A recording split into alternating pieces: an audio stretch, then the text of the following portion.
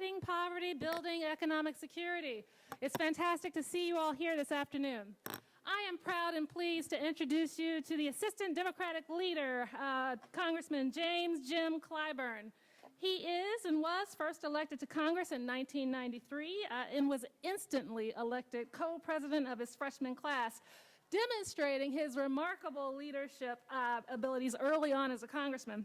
And after being elected as a freshman class co-president, he served as the chairman of the Congressional Black Caucus, vice chair of the House Democratic Caucus, and soon afterwards was elected chair of the House Democratic Caucus. Please join me in giving me a round warm of applause to Congressman James Clyburn. Thank you. Thank you very, very much. Thank you, Dr. Rockamoa, for introducing and presenting me here this evening, because there are a few here that I know. Marion Wright Edelman, and I've known all of her life. Clean that up. Her brother was one of my mentors growing up, and her whole family has been tremendous examples for us in South Carolina, and I thank her so much for her tremendous contributions. Dr. Rockamoa's husband is one of my best friends, and from her name, you might not know that she's married to Elijah Cummings, who is a very prominent and great member of Congress. And I take a lot of pleasure in telling people that, but for me, I would say that Elijah Cummings is the best chair of the Congressional Black Caucus we ever had. And it's kind of interesting because Dr. Edelman's roots are in Marlborough County, South Carolina, and Elijah Cummings' roots are in Clarendon County, South Carolina. In fact, he's a part of the family that gave birth to what's now known as Brown versus Board of Education of Topeka, Kansas, which started out in South Carolina as Briggs v. Elliott. In fact, 2 weeks ago, I was at the high school, Scotch Branch High School, where all of this started. Because I got a call from a group operating out of New York and Washington, and telling me that they were pretty well funded to provide international travel and experience for young high school students. And they wanted me, I have been selected to recommend for students for that experience. And I told them I wanted them to go to Scotch Branch High School and select those students from Scotch Branch. That's not quite what they were expecting to hear from me. They thought I would select a school from Charleston, which is in my district, or Columbia, which is also in my district, or Orangeburg, where we have 2 HBCUs, though I have 7 HBCUs in my district. And so I told the staff Scotch Branch. So they looked at me kind of funny, and I gave them that look that I usually give to people when I say I'm finished. I went back to writing notes. So they got the message, and it was Scotch Branch. And so 4 young people went from Scotch Branch High School. Why?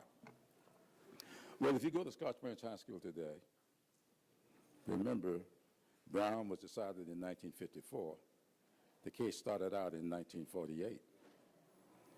If you go to Scotch Branch High School today in rural South Carolina, what you're going to find is that except for the bricks, rather than the wooden school that they burned down, there's not a whole lot that's different. You're talking about a school, a student body, where the adoption rate in their homes is 34%.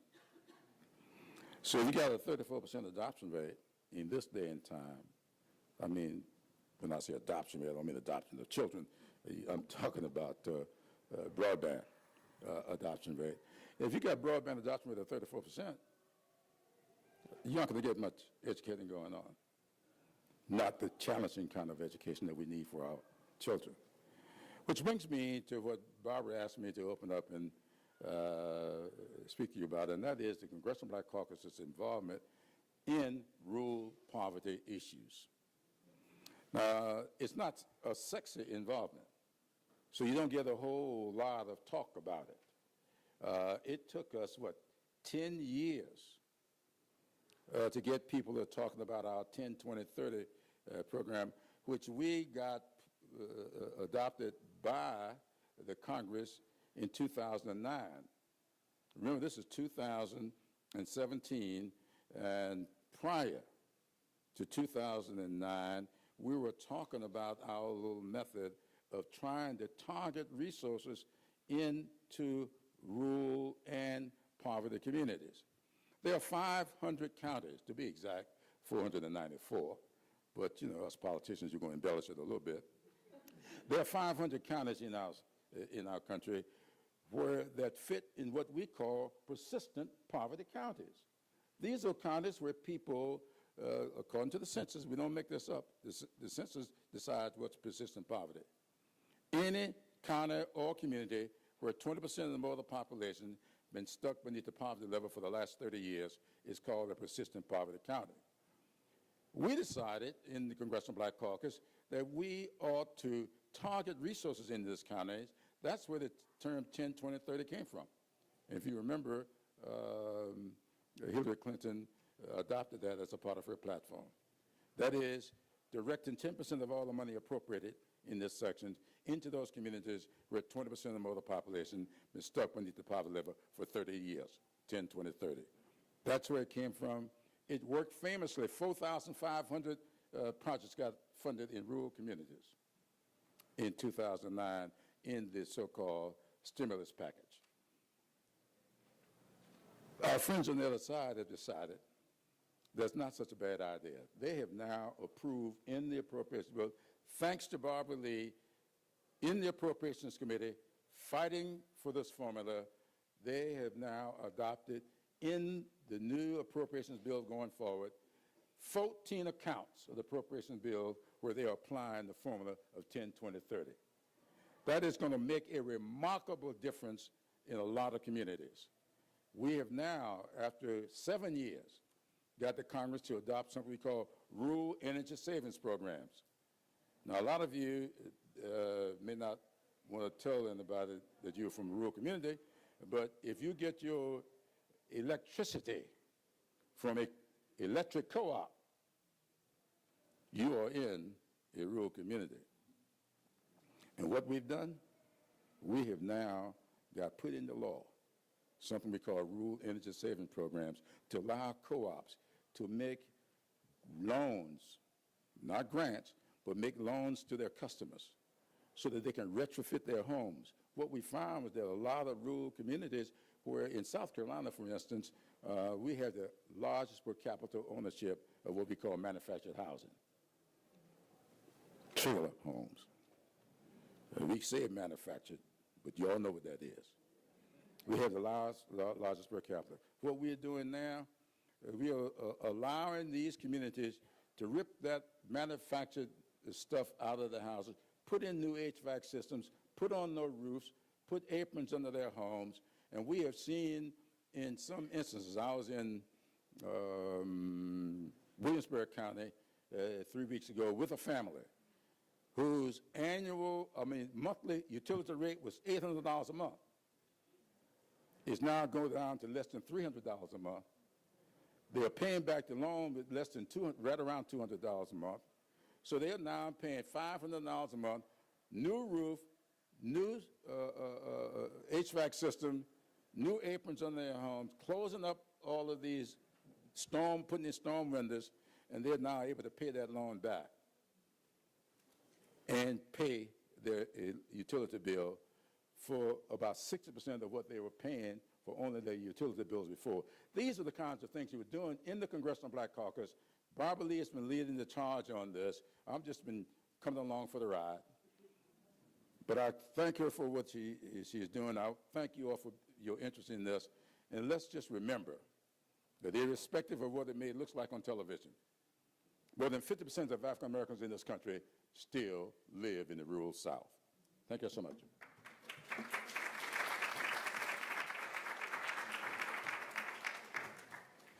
Now, I don't want y'all to get up nervous about this, but I got to go over there and hang out with my frat brothers, the Omegas.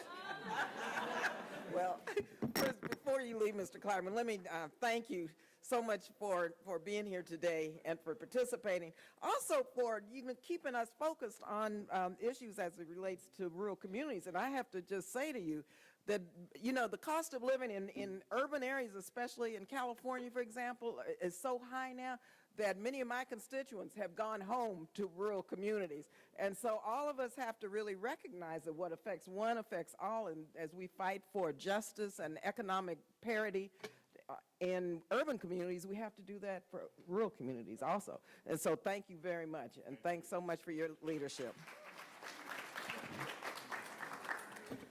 So Dr. Rockemore, thank you very much for, again, what you're doing to highlight on a daily basis what we have to do to fight poverty and to build economic security, and what this wealth gap really means in terms of the racial wealth gap. She's a person, a woman, a great woman who really doesn't bite her tongue when it comes to issues around race and racial justice. And this racial wealth gap is something that we have to understand and really begin to message and talk about, because it's real. And I think all of you know what some of the statistics are, but I'll go over a couple in just a minute. Let me also say to all of the panelists, thank you all for being here and for lending us your, hey Tatiana, your brilliance and your insight and your passion and inspiration, because we know out of this weekend we have to move forward. This is a weekend where we stop, reflect, get to know each other, talk more about an agenda, a strategy. But when we go home, we have to do the work of organizing and holding elected officials accountable and doing what we need to do in our local communities. Dr. Marian Wright Edelman, I'm so glad to see you here, because for so long you have fought for our children. And so many children still live below the poverty line. It's a shame and disgrace, and I don't know what we would have done if it had not been for your voice over the years, making us put children at the top of our agenda. So thank you, and it's good to see you. Give Marian Wright Edelman a round of applause. Now I'm just going to quote a few statistics. According to new poverty numbers from the U.S. Census Bureau, while the number of Americans living in poverty decreased by more than 2.5 million, there are still 40 million Americans living in poverty. And of the 40 million who are still locked in poverty, 9 million are African Americans. So poverty rates are still disproportionately affecting the African American community. Now, my home district in the Bay Area, for example, black households rose, the median income, I tell you, rose only $960 in the last few years. It's $46,000 in the Bay Area where I live. That's the median income for African Americans, compared to $98,000 to $106,000 for whites and others. So you can imagine what African Americans in my district in California on the West Coast are going through. These numbers are truly a disgrace. Shows once again that intergenerational poverty is still exacerbated by structural discrimination and institutional racism. Too often, black families are locked out of wealth and income opportunities than their white counterparts are afforded, like high-paying jobs and mortgages. We've lost, and I know you'll hear this later, much of our accumulation of wealth, which of course was through our homes, that's gone as a result of the subprime crises. These statistics are more than numbers, and we have to remember that. They represent people, families, and communities in the richest nation on earth, struggling to put food on the table, have a good paying job, and keep roofs over their head. And so that's why we're here today. We're here to chart not only where we are, but pathways out of poverty, and to address the very stark racial wealth gap that persists in America. Now, as co-chair, and we've got finally, in the last few years, the Democrats in our caucus, and some Republicans are talking about poverty, but we're doing the work in the Congressional Black Caucus. We have now our Congressional Black Caucus Poverty Reduction Task Force, and I serve as co-chair of that task force, and now I'm chair of the Democratic Whip Task Force on Poverty, Income Inequality, and Opportunity. And so we're working now with over 100 of our colleagues to really look at solutions to end poverty and fight economic inequality. But for so long, we would only talk about, rightfully so, the middle class and what the middle class deserved to achieve the American dream, but we never talked about low-income people and people who were poor and how to lift people out of poverty. And so I introduced an anti-poverty bill. It's called Pathways Out of Poverty. It expands and improves critical anti-poverty programs from housing, unemployment insurance, job training, education, and nutrition assistance. We're committed to this issue, and we're energized to fight. As we say in California, we are woke. We are staying woke, and I know you all are woke also today. And so this conversation is about to begin here. We know that ending poverty and racial inequality is possible, but we have to continue. We have to continue to stand up, act boldly, really, in defense of our communities, and not only fight this agenda which we see coming from the White House, but we need to fight for social, racial, and economic justice that our ancestors only dreamed of. So thank you again. Thank you for being here. And Dr. Rockamore, thank you very much for moderating this panel for us. Thank you. So she is only my second favorite member of Congress. And I've got to tell you, she's one of the most beautiful people on the planet to me. Just a staunch advocate for the issues facing the people, a staunch advocate for people who are experiencing economic security challenges, and a staunch advocate for just doing the right thing across the board. So thank you, Barbara Lee. Let's give her a round of applause. So let's get this party started in terms of our panelists. We are pleased to be joined today, and as I read your bio, please join me on the stage. Caroline Ratcliffe, Senior Fellow and Co-Director of the Opportunity and Ownership Initiative at the Urban Institute. She holds a PhD in economics from Cornell University and has devoted her scholarship to researching poverty. Her expertise is in asset building, emergency savings, alternative financial sector products, welfare programs, and policies affecting poverty. Contributing to this panel's discussion when examining the relation between persistent childhood poverty and its relations to adult success. Welcome, Caroline Ratcliffe. Ife Floyd, Senior Policy Analyst at the Center on Budget and Policy Priorities. She holds a BA in Sociology from Northwestern University and a Master's of Public Policy degree from Georgia State University. Her experience in serving as an AmeriCorps Vista volunteer or not volunteer, were you actually a staff person there?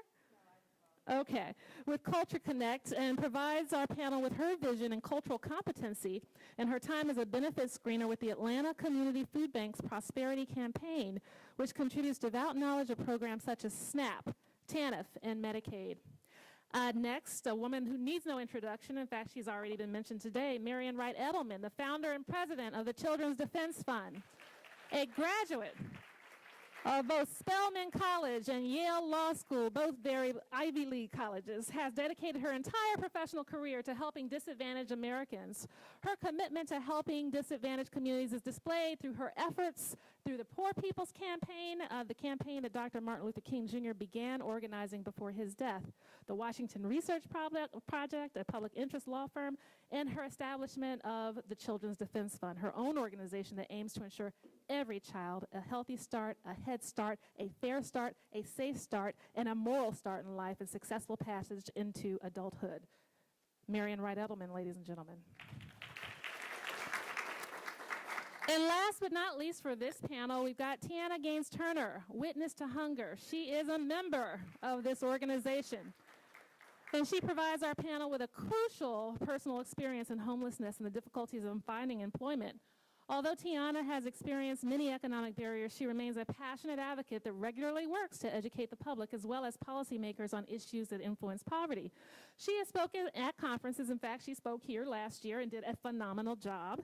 She's testified at hearings and has submitted written testimony to a House Budget Committee hearing on poverty. Tiana has been featured on several media outlets, including the Melissa Harris Perry Show, CNN's American Morning, and WHYY's Voices in the Family with Dan Gottlieb, to name just a few. Tiana Gaines-Turner, ladies and gentlemen. And so just to keep it moving, we are going to allow Caroline Ratcliffe to start off, and we're going to actually go in the order in which they've been introduced. Caroline, I turn it over to you. Great, thank you so much. Is this... No men. Not on this panel, but on the next panel, absolutely. We look forward to it. And if the man is expected on the next panel doesn't show up, we'll invite you to serve.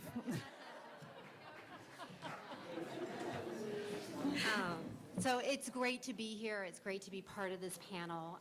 Just thought I'd say a few words. Yeah,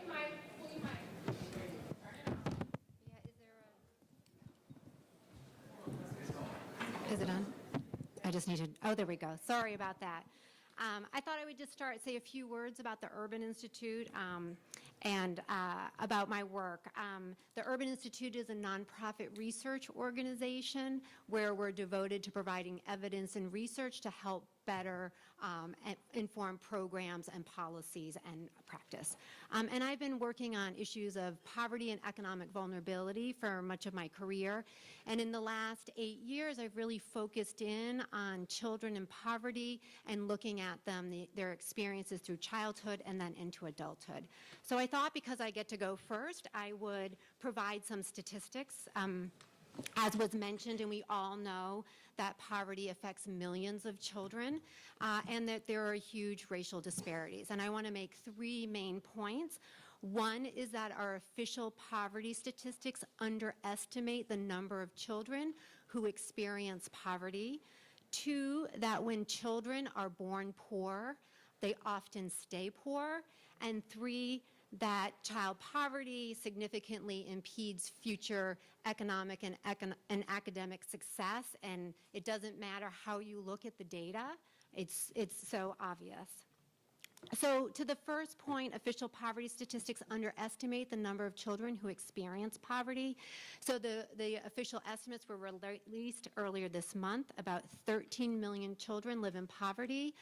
That's about 1 out of every 5 children, a little less than that. And as alarming as these numbers are, they don't adequately represent children's experience. About twice as many children, 2 out of 5 children, experience poverty before age 18, so some point during childhood.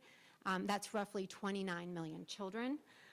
And the racial disparities are profound here, that 75% of Black children will be poor before age 18. And so what this research is based on, we have data over 40 years, so we can look at children when they're born, we can look at them throughout their childhood and then up to young adulthood, up to age 30. My second point is that when children are born poor, they often remain poor.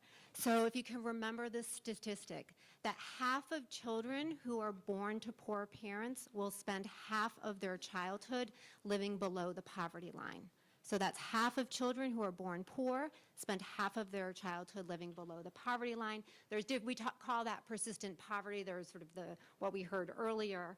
And so where does this fact drive us on a policy front? That we really need to connect poor families and children to resources right out of the starting gate, that to connect them when the child is still in the hospital to benefits to which they are eligible for, having resources for parenting programs, so home visiting programs, that those have been found to be effective, really getting at children right out of the starting gate early, as I said, and that we need resources for that. My third point is that child poverty impedes future academic and economic success. That's not new, I'm sure, to anyone in this room. As I said, doesn't matter how you look at the data, it's so obvious. They're less likely to reach important milestones, such as graduating from high school, going to and completing college, and having consistent employment in young adulthood, and then we see that they're more likely to be poor as young adults. And the numbers are big, that children who experience poverty, and this isn't like for long periods of time, they're 3 times more likely to drop out of high school. They're 1/3 as likely to get to and complete college. And if we look at children who are persistently poor, only 3% of them complete college by the age of 25. So there clearly is not equality of opportunity, that poor children need investments to counteract the effect of poverty, and our federal budget is very lopsided. Some colleagues of mine at the Urban Institute have been doing research looking at the federal budget. Only 10% of our federal budget is spent on children, about 7% on low-income children. Just a couple more points. Education, it comes up over and over how important it is. We need to be focused on both the parents and the children, what the children need, early Head Start, good funding for that, Head Start programs, but also the parents. What we see is that children whose parents move because of they can't pay their rent, eviction, that their outcomes, their completion of high school is much lower than other children, taking into account income. That when there is this additional instability, we need to make sure that when children move across school boundary lines, when there's instability in housing, that there are programs and whether the rules don't limit them from moving to different school, staying in the school, and that there's funding to make sure that those children can get to those schools. And then we see that children who grow up in poverty, who have a parent who is disabled, that their future prospects are particularly limited. So that children who are in households with disabled parents, that we need they need additional resources to be successful. So just the 3 central points I want to leave you with, that twice as many children experience poverty than our official numbers represent, and that the racial disparities are profound. 75% of Black children will experience poverty. When children are born poor, they often stay poor, and that the data are stark in terms of the cycle of poverty and the inequality of opportunity. Thank you.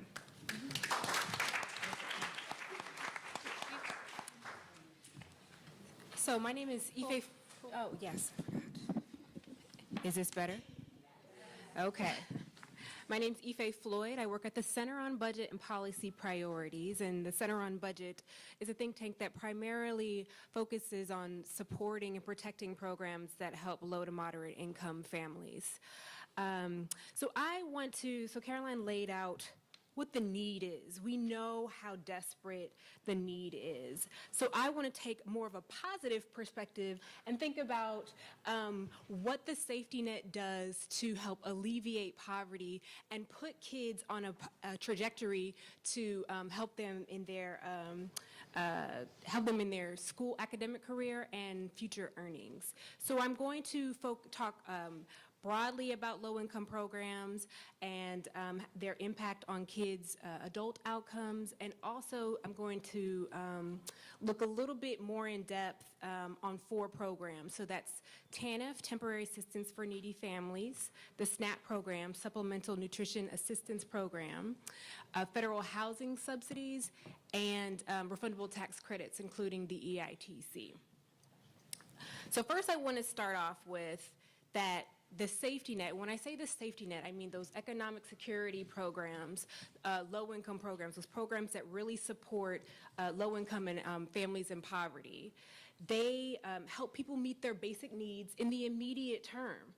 They support work. I know we hear a lot of rhetoric out there that people who receive these programs are not working, but actually a lot of working families are receiving these programs, and actually a lot of these programs help families as they're progressing up the economic ladder and they're increasing earnings. These programs gradually phase out so families can kind of adjust their savings as they're growing, their earnings. As they're earning more, those programs slightly adjust, continuing to support those working families. And most importantly, they lift families out of poverty. So I'm going to cite a few numbers for you. And as Carolyn said, I'm not going to cite the official poverty numbers because there's a lot of, there's some shortcomings to that. I'm actually going to go back to 2014 data, and these data are slightly different in that they incorporate what's called a supplemental poverty measure, but they also address what's called underreporting. So when some of these families report their what they receive in terms of public benefits to the census and other surveys, sometimes they don't always accurately report all the benefits that they receive. Either they're embarrassed or maybe they forgot or just don't know. So these numbers correct for that underreporting, and 2014 is the latest year we have that data. But this just kind of just shows the impact of how effective the safety net is. So government assistance lifted 43 million people above the poverty line in 2014. That includes 7.7 million African Americans. TANF lifted 1 million people out of poverty in 2014, including 300,000 African Americans. SNAP lifted 8.8 million people out of poverty in 2014, and about 2.2 million African Americans. Housing subsidies lifted about 4 million people out of poverty in 2014, and that included 1.5 African Americans. The refundable tax credits, including the EITC, lifted about 10.7 million people out of poverty, and that included 2.3 million African Americans. So we know that history of slavery, institutionalized racism, discrimination, we're not going to be surprised that African Americans are disproportionately poor and disproportionately low income. But the safety net does work, and the safety net is critical to African Americans in poverty. And we find with these 2014 numbers that 50% of African Americans who are in poverty are lifted above the poverty line because of these programs. So these programs are critical. There's a growing body of evidence and literature around not just the short-term impacts of these programs, but the long-term impacts of these programs for kids. My colleagues Arlok Sherman and Tazra Mitchell have recently written a report that's kind of a compilation of the research and what the research says about the long-term impact. So I'm just going to highlight a few things. The first point I want to leave you with is that income matters. And I know that makes sense. Obviously, we all need income, but it matters in the long term for kids. Kids need that support that Carolyn was talking about. So when food stamps was rolled out, it was not rolled out in an even way. Some counties began to implement the program, and some counties did not. And so some researchers a few years ago exploited that, and it was essentially a natural experiment. You had a control group and a group that was receiving the intervention, food stamps. So we find that those children who lived in those counties that had access to food stamps had higher high school graduation rates, had lower rates of certain health conditions as adults, and among the women who had access to food stamps as children, they had improved economic self-sufficiency. Cash assistance programs like TANF, it just goes to show that even small amounts of cash can have a big impact on the outcomes of families, and kids specifically. Children and families that are a part of more generous cash assistance programs, and this is research from cash assistance programs in the US and in Canada, those kids in those families perform better academically than their peers with less generous cash benefits.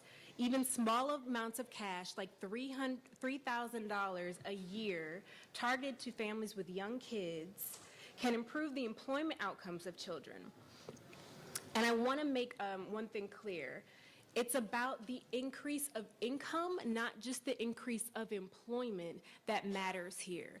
And I want to make that point because when we talk about, welfare reform, and I might get to this in my remarks later, a lot of people talk about it's getting people back to work. And getting people back to work is fine, but if it's not increasing their income, you're not really helping people move up the economic ladder. Refundable tax credits. Infants whose mothers were eligible for the largest federal tax credit increases or lived in a state that enacted a state EITC tended to experience the greatest improvements in birth weight. And we know when kids have higher birth rates, they have better health outcomes and better outcomes at school. Students living in households with additional income from the EITC had significantly larger combined math and reading test scores. And this is according to a study of nearly 2 decades worth of data. They're also more likely to complete high school and to complete 1 or more years of college by age 19.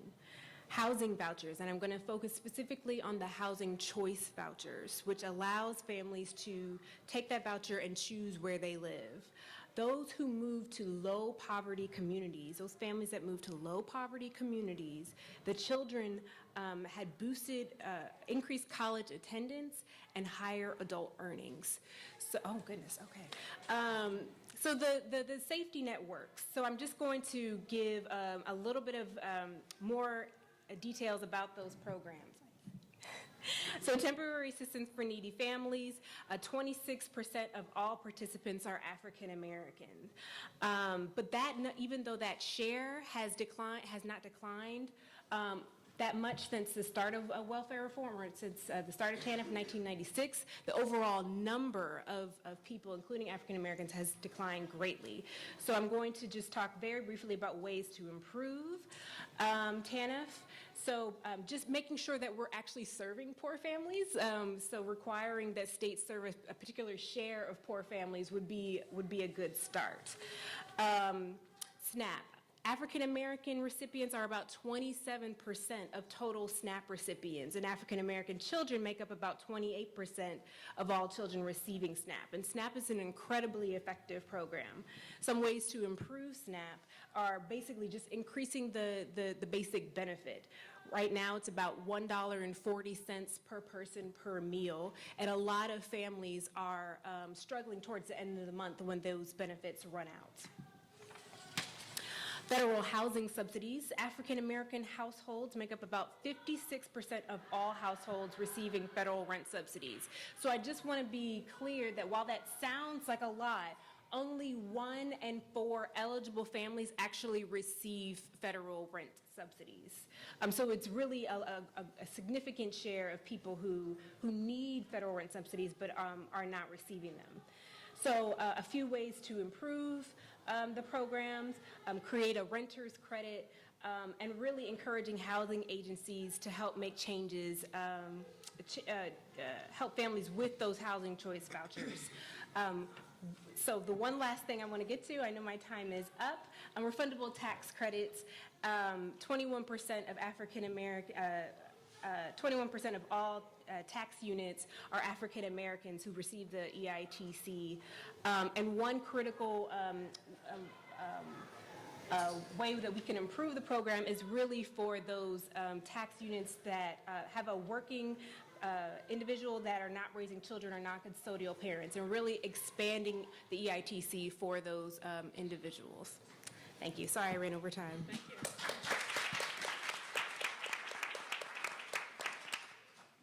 You've heard 2 very strong presentations on poverty and children's poverty. So I'm not going to say a whole lot more about that. I'm going to give you, and the mic's not there, I'm just going to throw out 3 more facts. I'm going to scream at you? Okay. Is that better? All right. And Elizabeth, we brought the fact sheets, didn't we? And we got facts we're going to leave with you. And I want to just say 3 of them, and you'll get the details. But the black child, all of these years after the civil rights movement and after all the sacrifice of so many, is still the poorest child in America. Why are we permitting it? You know, it's just that we know what to do to eliminate child poverty. In 1994, we asked Bob Solow, who was a Nobel laureate economist at MIT, and who got the Presidential Medal of Freedom in recent years, to look at the cost of child poverty and wasting America's future, and he laid out very clearly that this is not an act of God. This is something these are deliberate policies. Mm-hmm. And let me just say, it's the lack of deliberate voice by us. And you've got to begin in the black community and the coal community to stand up and say, we're going to end it. But he said we've got more wallet than will. And I'm going to not sort of repeat what I was going to say what I was going to say, because I got to go to Atlanta. But to say, we know what to do. Our policy problem isn't a policy problem. And we laid it out in a later report 2 years ago, thanks to the Urban Institute. We asked them to look at 9 policies, and they looked at 9 policies and said we could decrease child poverty overall child poverty by 60%, and 72% of black child poverty by investing in these 9 policies. We're trying to update that now, but we're going to get it out in the next 30 days, 45 days, or not. But again, we know what to do. The question is where's constituency and the voice to make it happen. We know how expensive child poverty is. It's a whole lot more expensive to keep retaining children in jails and to send them off into a prison pipeline than to educate them in an early childhood system and to give them the health care they need, and they need to start in the belly of the mother. We need prenatal care. Our maternal mortality rates, our infant mortality rates are just unacceptable. Where is our voice, folks? Because we know what to do. So there'll be an updated report on how we're going to end child poverty. The question is, how are we going to end child poverty? What are you going to do to help us do what we know works? It's just a disgrace that the black child is the poorest child in America after all of the sacrifice of so many, and it's going to be our undoing. This is really movement time, and I've got 2 things I'm going to ask you to do before I end up in this. And I don't really want to take more time, because if you've got questions, and I know I have to run to the airport. But I think I really want to talk about will. And I was struck about 3 years ago, and just go to the website. There's more information on what works and what doesn't work, and these people are doing wonderful things. And so it's not a question of what we know how to do to make a difference. It's how we're going to make us do what we have to do to save our children from the prison pipeline and save them from gun violence. The fact that the black child is the poorest child, and that our children are being killed whether they're the most likely to be killed by gun violence. Where is our voice? So it's what we're going to do, and where is our will? And so I want to tell a story and see if we can be as good as Water Buffalo, because I saw a YouTube video, I don't know if any of you saw this, a couple of years ago, about, it was on, I don't know, it was about, in a big public park, there was a group of water buffalo in Africa. And there was a mother and a father and a child grazing very peacefully together. And they did not see a couple of lions crouching in the high grass. And the rest of the herd, they had separated themselves from, unfortunately.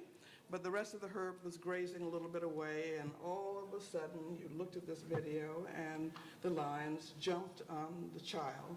And they all tried to run, and the child got up and struggled and tried to run but couldn't keep up. And it was horrible. It was a horrible scene. And the parents were doing the best they could, and the herd was trying to do the best they could, but everybody started to run, and we thought that they were going to leave the child behind. And the child, in fact, as they were running, he was trying to keep up, he fell into the water. There was a river, and an alligator came and grabbed him, and then there was a tug-of-war between the alligator and whatever we're going to do. But he was one little feisty fella, I'll just tell you. He got back up on the land, but I couldn't believe that the herd had run away and left the child and the parents there without help. But they had a strategy. Because as the child was trying to get rid of the alligators and trying to stumble back up on land, all of a sudden, you heard all this noise, and the whole herd was coming back to rescue their child. And they had a strategy. Somebody's going to, and the child was struggling. He got himself away from the alligator, got up on the land, and by this time, they said, you take care of that piece on there, and with alligator, we're going to take care of sort of extricating him from this threat. And it was extraordinary. And we looked in awe because we were yelling, because we weren't clear. And what was wonderful was this little thing was really feisty. He kept struggling. But then when the herd came back, half of them closed themselves around the child and whisked him off. And the other half, made sure that the alligator was taken care of, or whatever. And you should have seen the women in the room looking at this thing. We were just screaming at the top of our voices about how the herd had come back to rescue their young. And then I said, where is our herd, black folks? Oh, was coming back to rescue them from the drug dealers, from the gunslingers, from the gun dealers. Where are we? And our children are out there struggling, 75, they're the poorest, they're scared to death of gun violence, they don't know how to walk down the streets, and they are not doing very well in school, the whole heap of them. And if you don't have a high school education today, you're going to have a hard time making it. So where are we? And so I think this is about our voice and how we're going to build a movement to snatch our children from the lines and from folk who are threatening them. And I just have two little requests before I walk out of here. One is, you got a bad new bill. They just are not going to give up on taking away the health care of our children from Medicaid and ACA and CHIP. And they're back at it again with Lindsey Graham and Bill Cassidy. And we've now got 95% of all children covered by CHIP and Medicaid and other private insurance. They're trying to tear it all down. I hope that every one of you right now will make a commitment to calling up these folks right this afternoon and say, don't go there. And if they do try to go there, you just make sure that you get a mission to say, I'm going to make sure you don't come back to Congress. You've got to start speaking up for your children. And so this here, Graham Cassidy and Lindsey Graham from South Carolina, all of us from around, we need to be on them. We just need to be on them. We need to be here saying you cannot take away our children's health care. You cannot, destroy the safety net that's been laboriously built up. And so I'm really begging you, get out of here and you call up and you make sure that you're committed to saying, don't go there. Just don't go there. And that you begin to monitor what is happening and give your children a voice, and don't just leave them there on the streets afraid of gun violence. Don't just leave them in poverty, and don't just leave them in schools that are not educating them. And I'm trying to get everybody to stay out of law school and to go to teach. We need to educate our children. And if people don't love our children, get them out of the classroom. It's the most important thing. You cannot have a majority of our children not reading at grade level or doing math at grade level in 4th and 8th grade. We need to build a herd that's going to make sure that we do for them what our ancestors, those of us who were able to get and manage, did for us. So I just really ask you, one, look at what's going on in children. We're going to upgrade. We're going to issue a new report on how to end child poverty. But we're also going to say what we're going to do. This is the 50th anniversary next year of the Poor People's Campaign. That's where the Children's Defense Fund came from. And it's very clear to me that we don't like poor black adults. But if you start talking about what is a baby, how is that baby guilty of anything? Okay, and you can't help children without helping their parents. And so strategically, working with incredible voices like the Congressional Black Caucus and many others, we've been doing age by age, increment by increment of income, and you got CHIP and Medicaid and 95% of all children covered. This is hard scut work. And you have to sort of, now we've got to hold on to it. And so it really is about having a strategy. It really is about having a voice. But we really now, on the 50th anniversary next year, need to finish the job of ending child poverty. And you can't help children without helping their families. We do not like dependent adults. We sure don't like dependent black adults. And so let's talk about prevention and cost effectiveness and just plain decency. And let's just talk about what our Judeo-Christian tradition demands and Muslim traditions demand of us. So I just hope we'll build a movement, but don't leave this town without, or don't leave today without calling up those people up there who are trying to destroy the last 40 years of a health safety net for children and for others. And so it's going to really depend on what we do. Let me just end with Sojourner Truth and Harriet Tubman, because I wear them around my neck every day. And when I'm having a real bad day, I just rub them and say, what would they be doing? But they were the role models, and we don't know from heart. We've got so much more to fight with. We're so much more well-educated. We don't know from heart. And we can't let the last decades and centuries of progress and sacrifice go because we were asleep on our watch. And I love Sojourner Truth. Now, let me start with Harriet Tubman. Did her Underground Railroad. Neither one of them were supposedly able to read and write, but she got them to freedom. But then the thing that was important is she came back to bring other people. And so all of us who've been so blessed with so much, we got to go and bring those other folks, because as Dorothy Height says, the top can't stay up there if the bottom gets bigger. It's going to pull us all down, but that's also true for the country. You cannot have a majority of your children not able to read and compute and think you're going to compete with the Japanese, with the Chinese, so it's self-interest. But we've got to do that and follow that tradition. And she boasted that she never lost a passenger on her Underground Railroad. I don't know any airline or train company. If you think about it, Harriet Tubman could do what she did to get us where we are. What are you going to do to stop these people on the Hill from taking us back and, preying on our children to give more tax cuts to the wealthy? Just say no and do whatever you got to do. So you call, and then you get 5 or 10 people to call. That's what's going to begin to build this new herd and voice for children. And then, Secretary, and I'll get the last word. We don't need to have a whole lot of big leaders.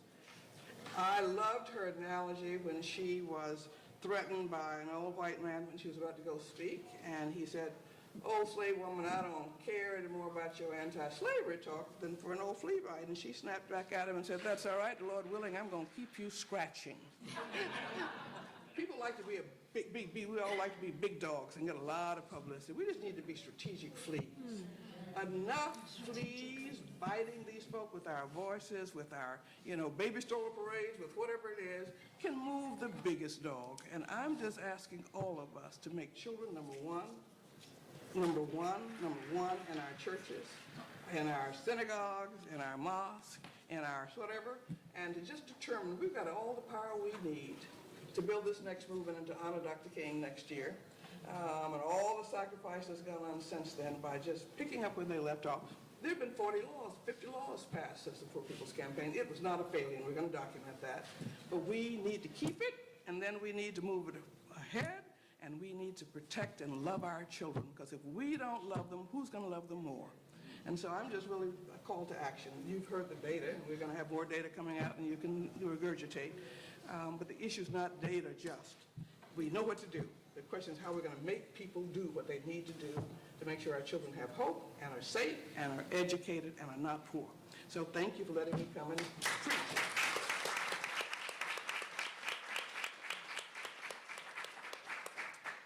Good afternoon. I want to thank you to all my panelists, and I want to thank you so much to Congresswoman Barbara Lee, my dear friend, for asking me to come again this year. And I'm just going to give you a brief overview of my story and what I do as an advocate. My name is Tiana Gaines Turner. I'm a proud black woman. I'm 38 years old. I've been with my husband 18 years, and I have 3 children, all with medical disabilities.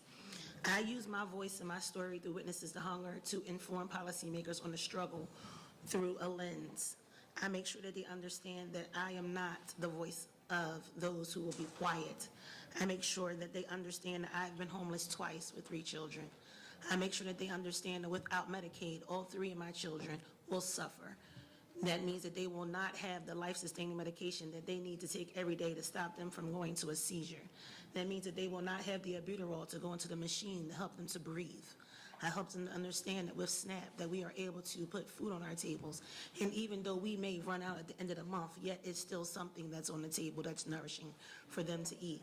I help them to understand that through TANF that there are so many families out here and that live in low-income neighborhoods that helps them to just get one little hand or foot in the right direction.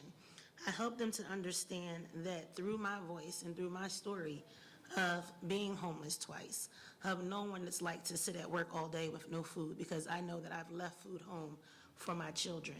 I help them to understand that I've watched my husband sit days of not being able to find a job due to the fact of the matter because, one, he is black and he's an African-American man with dreads.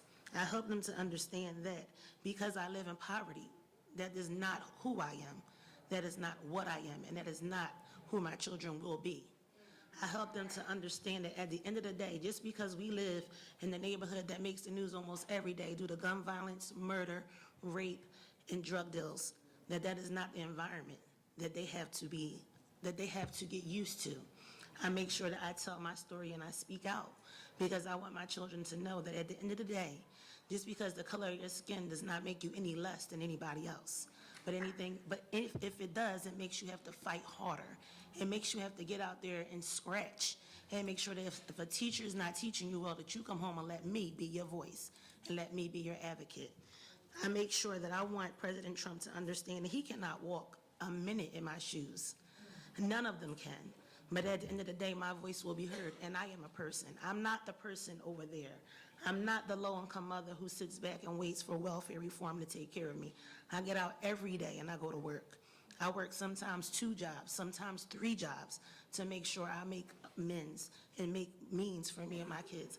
We don't want a handout. Nobody wakes up and says, you know what, I think I want to live in poverty today. Or I think I'll go stand in that food pantry line today. Or I think I won't go to the home and school meeting to be an advocate for my kids because my kids' school has no person standing so when the kids go to school in the morning, there is no person to help them to cross the street back and forth. School started in August. We've had 2 kids that have almost got hit. Why is it that? Because we live in a low black neighborhood, our kids cannot have a crossing guard. But if I go 2 blocks up and 1 block over in Mayfair, they have crossing guards on every corner. We have to make sure that we don't just make phone calls today, but we have to make sure that we make phone calls every day to protect the programs that people have fought and scratched for before we got here. I make sure that I tell my story because I want them to make sure that we need to keep our hands off of health care. We need to make sure that that they keep their hands off of food stamp cuts. We need to make sure that we protect the housing programs that we know that works. I live in a housing program right now, and I'm not going to lie to you and tell you that it's the best home. I'm not going to tell you that it doesn't leak every day. I'm not going to tell you that, there are times where I get frustrated because I've been on this list, and I have been on that list for 8 years. With 3 children with medical disabilities. The first time we became homeless, I went down there every day from a hotel from the greater Northeast all the way down to Center City. I went there so much because I wanted to make sure that my face and my voice was not going to go unheard. I went there so much that the security guard knew me by name, but yet the caseworker didn't. I made sure that I wanted them to understand that I've been on this list for 8 years. I have all the documentation from Children's Hospital of Philadelphia that shows that my children have medical disabilities and that we need sustainable housing. And at the time when I was fighting when I was homeless, at that time, they wanted to separate my family. There were no shelters that was in place to keep our family together. So they wanted for my husband and my sons to go to one shelter and for me and my daughter to go to another. So at the end of the day, I tell you this, my voice is going to continue to ring bells. I'm going to speak loud, just like Dr. Martin Luther King did. I'm going to be that voice of 2017, 18, 19, and 20. But at the end of the day, we have to make sure that we let out a loud roar because one voice cannot do it by themselves, as we know from our civil rights movement. We have to make sure that we protect the programs that we know, yes, they may have flaws, but they do work. At the end of the day, I did not come here with any fancy graphs or any fancy numbers to let you know that the data works because I am the data. I am the story. I am the one who can tell you how these programs work. And I need to say one more thing. We need to have no communication and no bills need to be passed without somebody sitting at the table who can speak on how they work. How can you pass a bill and you don't know what they work? Lindsey Graham doesn't know how Medicaid works. They don't know how the food stamp program works. So at the end of the day, how can you make a program based off of what you think you may know? Call me up. My name is Tiana Gaines Turner. I will be right there to speak. I will let you know exactly what it's like. Thank you.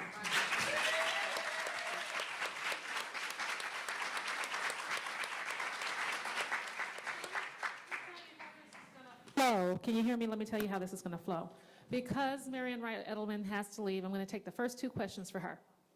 And then we're going to bring up our second panelists, and then we're going to bring all the panelists back after the second panel comes up to answer questions. But because she has to leave, 2 questions. Anybody for Marian Wright Edelman? And I want to say this gorgeous creature here and this young man have fact sheets for you so that you can take them and study them. And they're outside, so look at them. And secondly, that I'm going to do a child watch column on the threat to the safety net. This afternoon, if you don't look at it, I'm going to have to post, but it'll say who the bad guys are, and you're going to sort of be the herd, and you're going to run them over. Very good. We can run them over. Yes, ma'am. Yes, ma'am. Yes. You. Your name? Mr. Edelman, I respect you. I regard you highly. You're a wonderful speaker, and you're very highly gifted. But I must, and Barbara Lee is also hide on this. But she said, y'all saying something that I cannot agree with, and I'm sorry. I've been through this mill of food stamps, the Medicaid, the housing, and unless we stop all this spending to enable people to lay up and not work and boast about it, fight, disobey rules, disobey the property. I had 3 Section 8 folk removed on the staff, fighting on the job, going with the men's, just doing whatever they wanted to do, trying to stop the Tenants Association. They gone now, because we got together. They asked me, come and do this and that. Listen, it's hell. I never would want food stamps, Medicaid, none of that mess on my, and thank God, I raised my kids. My babies are 44. Nobody's getting none of that boo-boo. And don't look for nobody else to help you but God. If you help yourself. And born in poverty, never out, that's a lie from the pit. They are not in poverty. They're paying taxes. My boy's married to a PhD. She's administrative manager over some medical whatever. Congratulations. You can make it if you want to. But if you're going to lay back and rely on you all, y'all good. Your people ain't on this mess. Ma'am, thank you. Thank you. Children didn't choose their parents. 2-month-olds can't decide that they're going to be housed, okay? You can't, and the welfare system for the poor can't hold a candle to the welfare system for the rich. We're talking about an equal opportunity country where every child has an equal education. They don't. Every child does not have equal access to early childhood, equal access to health care, equal access to food. And if you lived in the civil rights era, and maybe you obviously were very special, and I'm so glad you were able to manage, but I don't know how that 7-month-old or the people who were thrown out of Mississippi with chemical weed killers and mechanization and no income and no education, how they were going to make it. And I'm for housing vouchers, I really am. And if you know that how much affirmative action to segregate housing that came out of the federal government that said, we're not going to provide for those who were left behind. This is not a level playing field. I applaud your independence, but I'll just say you can't hold 3-month-olds and 7-year-olds responsible for unequal school funding in all of these states. Last question from Ms. Edelman. Thank you so much for all of the work that you are doing. I specialize in human trafficking crimes, and one of the things that I wanted to say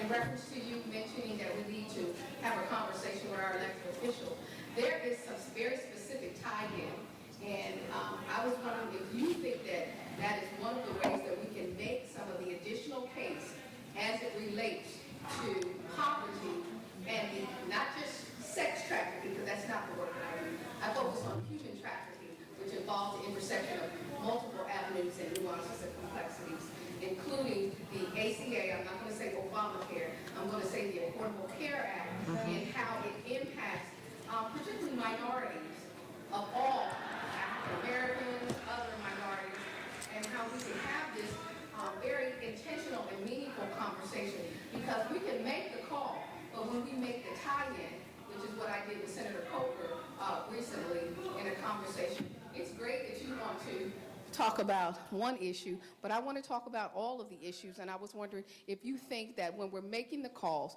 if we should be intentional and meaningful in how we tell them that these are impacting when they start talking about repealing the ACA.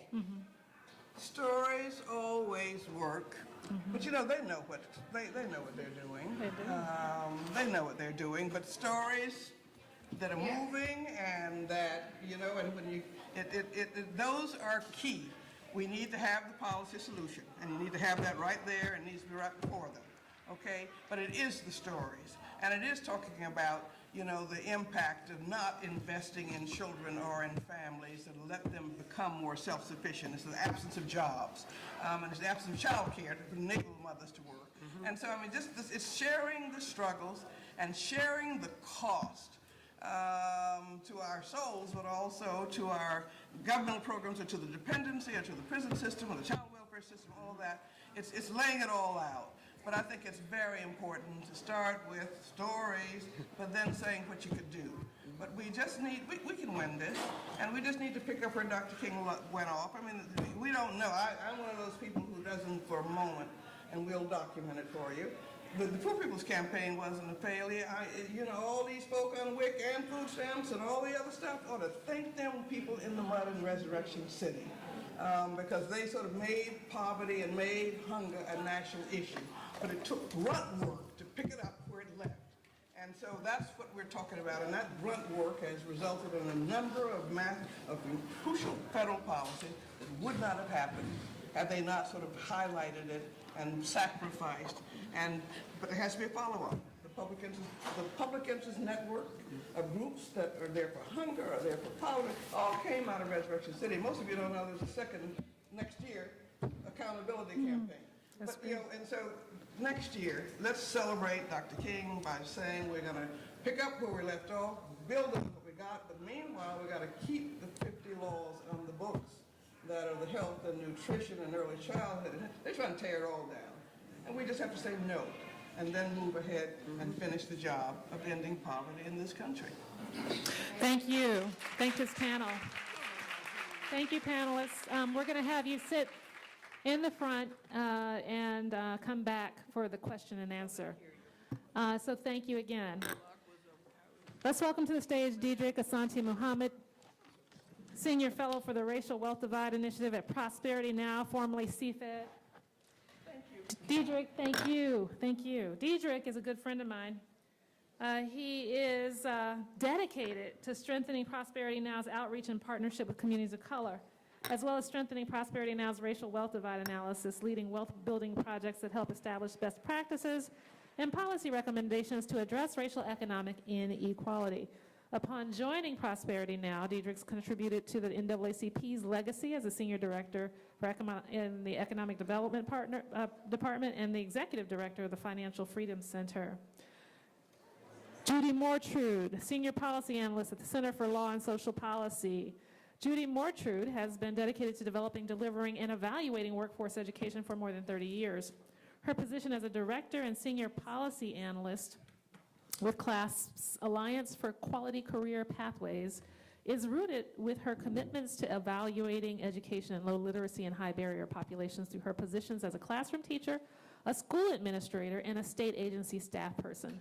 Her dedication to sustaining integrated education and emphasizing the need for racial and economic equity provides us a lens to poverty through looking at educational barriers. Kimberly Hart, Witnesses to Hunger. Kimberly Hart is a longtime advocate for social and economic justice and is a member of Witnesses to Hunger, Mothers for Justice, the New Haven Food Policy Council, and the Food Assistance Working Group. Hart has been featured in several publications, including Yale Medicine, and continues to work in her community to bring attention to the issues that influence and arise when living in poverty. Last but certainly not least, a good friend of mine, Rebecca Vallis, who serves as a Managing Director, Poverty to Prosperity Program at the Center for American Progress. Rebecca is dedicated to public service, and it's shown through her efforts as a legal aid attorney, a policy advocate, and by being a prominent member formerly involved in organizations such as Community Legal Services, National Organization of Social Security Claimants Representatives, National Consortium for Citizens with Disabilities, Social Security Task Force. Rebecca now serves as manager director for the Poverty Prosperity Program and is a board member of the National Academy of Social Insurance. Her expertise has been credited on outlets such as MSNBC, CNN, C-SPAN, Fox News, PBS, Al Jazeera America, and NPR, amongst other notable local radio and national television outlets. All right, we're going to start with Diedrich and then move our way down. Great. Well, thank you all for coming, and I'm very glad to be here. I guess I want to start off, I'll start off first just highlighting that, I see racial economic inequality as the foundation of racial inequality today. I mean, not just today. It always I believe has been. You know, I don't believe that the enslavement of Africans was because of personal prejudice or personal dislike. It was economic desire, economic want. It wasn't personal prejudice against Native Americans that led to their genocide and taking their land. It was want of their land and resources. And I think the lack of dealing with head-on the economic inequality is what has made that in 2017 we still have such great divisions in this country along racial lines. I want to start off with that. And then I want to add on a little bit to the frame. We've been talking a lot about income.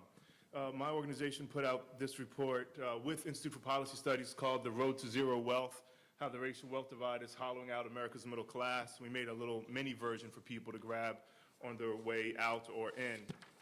But I want to expand the conversation to look a little bit more at wealth, not just as income, because oftentimes when the new census data is coming out and like we have the highest median income the country ever had, and that poverty rates have gone down.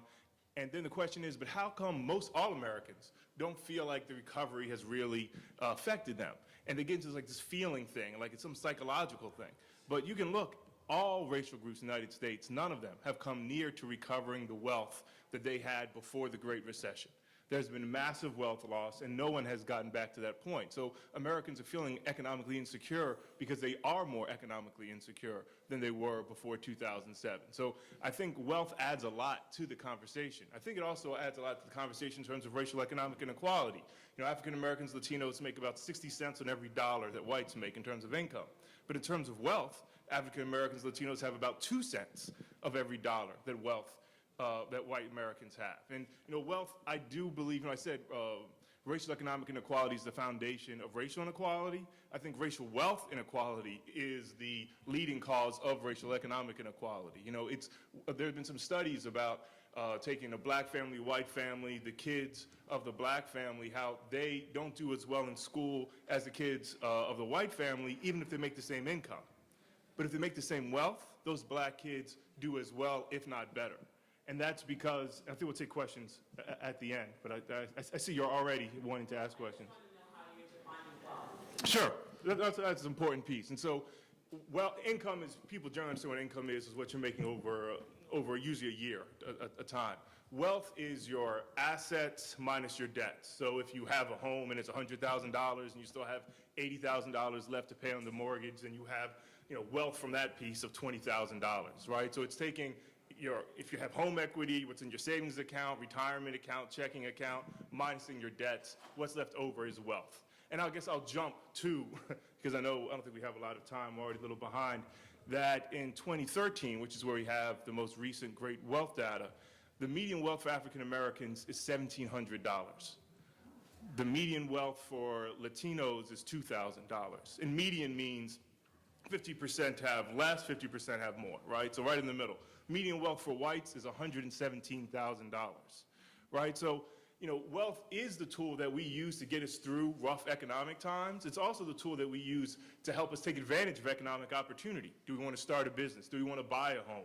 Do we want to send our kids to college? You know, but with $1,700, that's not much to take advantage of any opportunity. That doesn't really help you much with a small car accident, right? It doesn't cover maybe a week or 2 weeks of salary. So, you know, and that's what this report is highlighting, is that the majority of African Americans, Latinos, 70% don't have enough of what we call middle class wealth, enough wealth to kind of help make you economically secure, take advantage of opportunities. And overall, you know, one of the things we're trying to do is trying to get people to help understand that we have to look at wealth as an indicator and how to build wealth. Sometimes when we talk about, you know, how we can affect low-income people, we say, well, once you're all low income, we're all the same. But our data shows that even white Americans who are making less than $18,500 of household income have a median wealth of $3,000, right, which is almost twice the wealth of all of what African Americans have as a whole. The median wealth for African Americans and Latinos making under $18,500 is $0, right? So even at the lowest and at every level, white high school graduates have more wealth, have almost twice the wealth of blacks with college degrees, 4-year college degrees. So this wealth disparity is massive. It's huge. It's documented in this report. We do believe there's ways to address it. And I'll just say briefly, then let everyone else talk, that, you know, one thing people don't realize is that America spends over $650 billion a year on wealth development opportunities and programs through tax incentives and what have you. But the problem is that $650 billion a year disproportionately goes to the wealthiest. Right, so we are reinvesting in inequality every year, $650 billion. So when conservatives say we don't have enough money to do this type of program, well, here's a program. You don't have to get more money. Let's just spend asset development money, wealth money, on low wealth people. And with that, we could help bridge racial inequality. We could help the ongoing concentration of wealth. So I just wanted to bring up those basic issues, but I just do see wealth at the foundation of the racial economic inequality that we're dealing with, and it's leading to so many challenges. So I guess the one last piece of the report is I'd like to highlight that racial wealth inequality is destroying the middle class for the country as a whole. Over the last 30 years, the median wealth for the country as a whole used to be $78,000, right? It was $100,000 for whites, but $78,000 for the country as a whole when you include blacks, Latinos, Asians, Native Americans. Now the median wealth for the country as a whole is $64,000. So why is it going down? It's not going down for whites, right? White wealth has gone up from $100,000 to about $117,000. But for blacks and Latinos, it has gone down. And these populations are growing, particularly the Latino population. So we're going to a space where the racial wealth divide is bringing down the median wealth for the entire country. And if people like to think of America as being a strong middle-class economy, that's why it's such a great economy. This is slowly escaping us. We already see that the median wealth for America as a whole is less than what we consider middle-class wealth. So I've talked a lot, but I just wanted to end on the note that I do see the racial wealth divide as being a challenge not just for blacks, Latinos, and Native Americans, but is actually bringing down the entire U.S. economy. And the great crisis about this is not even discussed in this way. It just discusses why we're talking special privileges for these people instead of saying, here's a challenge to the entire U.S. economy. In 2043, the majority of this country will be people of color. And if we don't deal with this racial wealth inequality, the whole country's economy is going to radically shift, or it's going to continue to shift away from a broad-based middle-class economy to an economy of rich and powerful and everybody else. So I'll stop there. That was great. That's great. So here's how I help myself wrestle with the topic of fighting poverty and building economic security in the current climate. For decades, and I've been in education for a very long time, we've been struggling with disparities in educational outcomes, in economic outcomes, and we've been really trying to name those underlying problems. What is this problem? Why do we have these persistent gaps?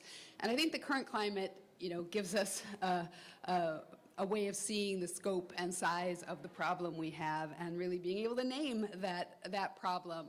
This is not a small problem we have. This is not a mouse in our basement. This is really a monster in our basement. And I would name the problem that leads to these persistent gaps as a white supremacy problem in our country.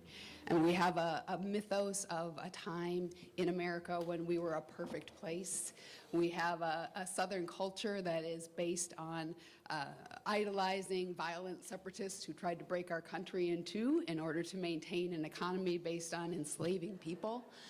So we, in this current climate, I think there are more people realizing the scope of this problem, wrestling with this problem, and what gives me hope is that maybe we will stop spending our energy on mousetraps and really try to figure out solutions for this monster. I take solace in that fact that more people are waking from this sort of national delusion about our specialness and really facing what it took for this country to come into being, and who the winners were and who the losers are, and how to move from this place to a more equitable place. I was coming out of the subway the other day. I was behind a woman on an escalator. She had this gorgeous young woman and with a jean jacket that she had emblazoned, and she had stitched on the back, "America, never great." And it was really a gut punch to an older woman who has spent her life in public education. But it's real, for a lot of people, America has never been a great place. In the current administration, the president's budget is essentially policy. His priorities, cutting public education, cutting the public workforce system. The programs that I work in, the Workforce Innovation Opportunity Act, Title II Adult Education, the Higher Education Act, took direct big hits in his budget. We have administrative threats to the civil rights in the education department, to post-secondary financial aid and Pell Grants, to immigrants through the executive orders and the DACA rescission, and really to the steady progress that we made in fighting poverty through strengthening our tax and transfer programs. We have made progress, but we have also existed in this uneven economic landscape for generations. So we have these very disconnected interventions across our systems and across generations, children and adults. Under the Obama administration, we were really encouraging and hurrying and trying to get as much done as quickly as we could. Under this administration, we are using a completely different set of muscles. We are resisting and pushing back and standing up and yelling and saying, yes, the safety net programs work. We need to fund them. We need to align them. We need to improve them. And you've heard a lot about that. My work federally and in the states and at the local level is to help really improve pathways to education and careers for low-income youth and adults, to support communities in having cross-cutting conversation about what works, what isn't working, and why in education and economic outcomes for disparately impacted populations, and really seeking solutions that promote equity of opportunity and equity of outcomes. It's more than access. Since the 1970s, the accomplishment of BA degrees for upper income students has gone from 40% of upper income students getting BAs to 70%, which is, tremendous. For low-income students, it has barely moved from a measly 6% to 9%. So it is not just about access. It is not just about putting funding out in grants. It is about building new structures and building supports and social capital for populations that are in these income brackets. So understanding the need, you have some handouts from PIAC. PIAC is really a study about adult skills, and it really reveals that in our adult population we have great foundational skill needs. And very often for adults who have sort of fallen off, adults and out-of-school youth who have fallen off that sort of high school to college pipeline, our interventions have been separate and unequal, and there is a lot of good work that has happened across the country, and much of it reflected in the Workforce Innovation and Opportunity Act. We had a very solid piece of legislation.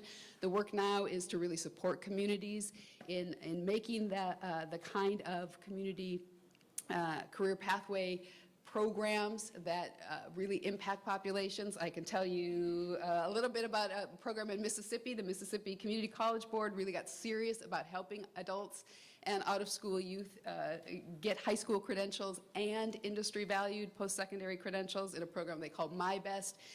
From 2016 to 2017, in 1 year, they increased the program tenfold by pulling down Pell Grants for these students through career pathway programs. They're earning their high school credential, they're earning industry-recognized credentials, and so there is a lot of good work out there. But another piece of the work I do is really working with educators to understand how implicit bias impacts what we do. And there are some amazing studies. I will say that federal civil rights department in the Federal Department of Education several years ago, really called on school districts to train their teachers to overcome implicit bias and to show districts how to recognize it. But really, we are just beginning to understand sort of the psychological mechanisms that are at work in all of us that lead caring, loving teachers to discriminate against students. And so there's some really disturbing and remarkable studies, but I won't go into that. But I'll just say the Federal Civil Rights Office is very important and another thing that's under threat. So all of us really need to pay attention to that implicit bias in our work. And just larger mechanisms for thinking about the importance of putting that racial equity and thinking about equity in the services we deliver. This morning I was up in Baltimore talking with a bunch of educators about all of us getting comfortable thinking not just about delivering equal services, because what people need are services, equitable services that will allow everyone to accomplish the goals they need. So I'll stop there.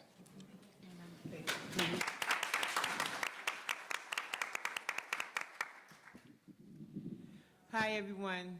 My name is Kimberly Hart, and as you know, I'm a member of Witnesses to Hunger. I'm from New Haven, Connecticut, one of the richest states in the country, and yet I still struggle. I am a mother of two. I have two boys, 35 and 15. Yeah, Einstein, right? But I do this work. I'm an advocate, an activist, and I'm involved in a lot because of my children, because I want them to have a better life. And I know that I can't affect change without affecting policy. And I realize through all my different advocacy groups and stuff, Witnesses to Hunger, that the legislatures work for me. And once I realized that, once I got that through my thick head, I said, okay, I have the power to fire you. If you don't do, I'm living this. How can you sit and, well, I advocate mainly locally in the capital, Hartford, Connecticut. And I'm known by name there. Because if something that I hear does not jive with me, that affects me in a negative manner, I'm going to talk to you, I'll talk to your aide, I'm talking to someone to let you know, oh, and I'm going to call you. I'm going to call you, I'm going to leave you my name, I'm going to tell you that I'm in your district and that something is wrong in the wash. Like Tiana said, nothing about us without us. That's my mantra.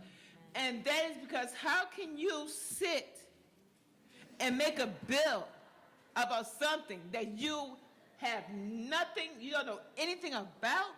How are you going to sit and make a bill to cut SNAP benefits when I am barely feeding my 15-year-old, because my 35-year-old is married, grown, two beautiful grandchildren, thank you, God. But, tell me what's best for my 15-year-old. You want to cut Medicaid, but yet I can't afford to feed my son a healthy meal because we know how expensive it is to eat healthy. And so when you see me in the line in the grocery store with my gallon of high fructose corn syrup juice, because that is 99 cents, and I can't afford the apple juice, which is for a can is $2.39. My SNAP benefits won't allow me to do that. The core of the problem, in my opinion, is that we need livable wage jobs so that we can get off of the system. If we had a livable wage job, I would not need SNAP. I would not need Medicaid because I would have it through my employer, and stuff. So I think that is the root of the problem. I think that as someone else alluded to, that it is very expensive to be poor. And if you can help me to get out of poverty, if you can just, because me as a black woman, I am a convicted felon, and to look at me, you wouldn't think so, but I have 26 arrests on my record and 19 convictions on my record, and the only job that I can get is telemarketing, because I can't get a job working in the CNA field because they're afraid that I'm going to steal their grandmother's candlestick holders. I get that. I understand that. But if there's a law that's passed that make it easier for me to become self-sufficient, because my felons, they are over 30 years old. I haven't did anything I haven't broken the law in 30 years, except for driving infractions.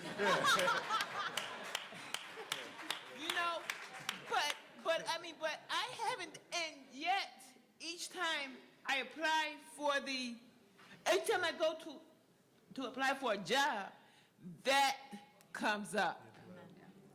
Something is wrong. Something needs to be done, and if I got anything to do about it, I want to see that something is done, and I just want just to let people know that, again, nothing about us without us, that if you want to know something is working, come ask me, and we need safety nets. Thank you.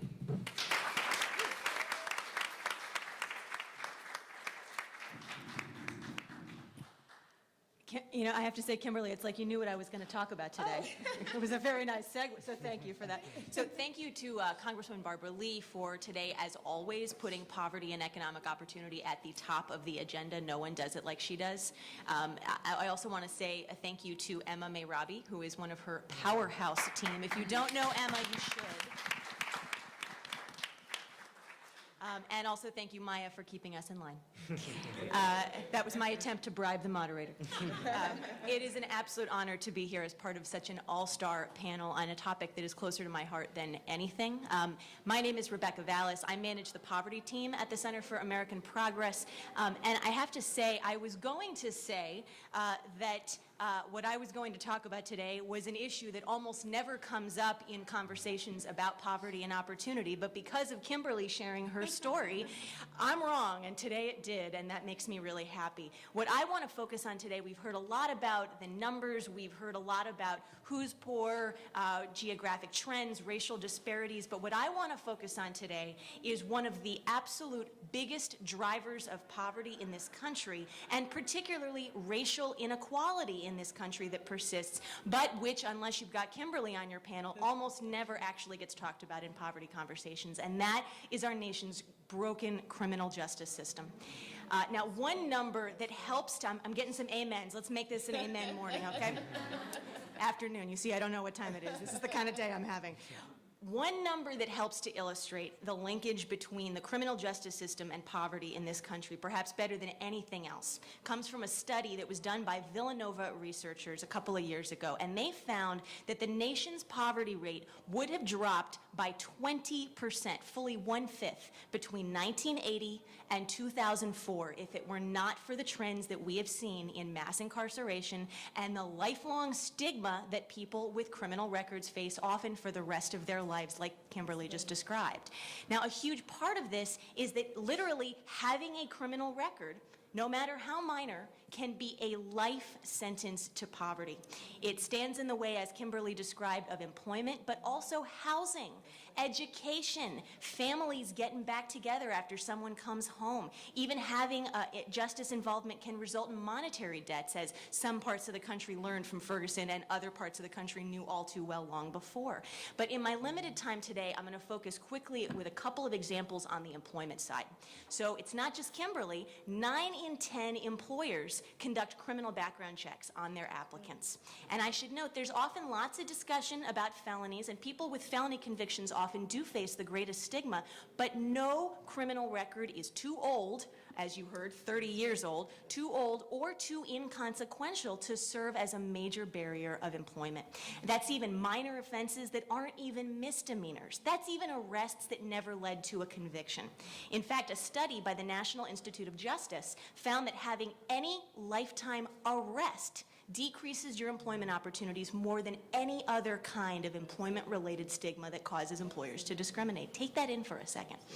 Now, as a result, 60% of people who are formerly incarcerated remain unemployed even a year after they get home. And for those who are lucky enough to find steady employment, a history of being behind bars is associated with a substantial reduction in earnings. Formerly incarcerated people work 9 fewer weeks a year, and they take home 40% less annually. These are the lucky ones, right, who are working, who have jobs, and that results in an average earnings loss of nearly $180,000 by age 48.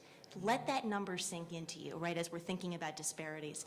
Now, notably, the lifelong consequences of a record and the stigma that accompanies one stand in stark contrast to what we know about redemption. And there's a whole body of research growing around this, really helping us understand what's actually going on. So, for example, this is just one single data point from that literature.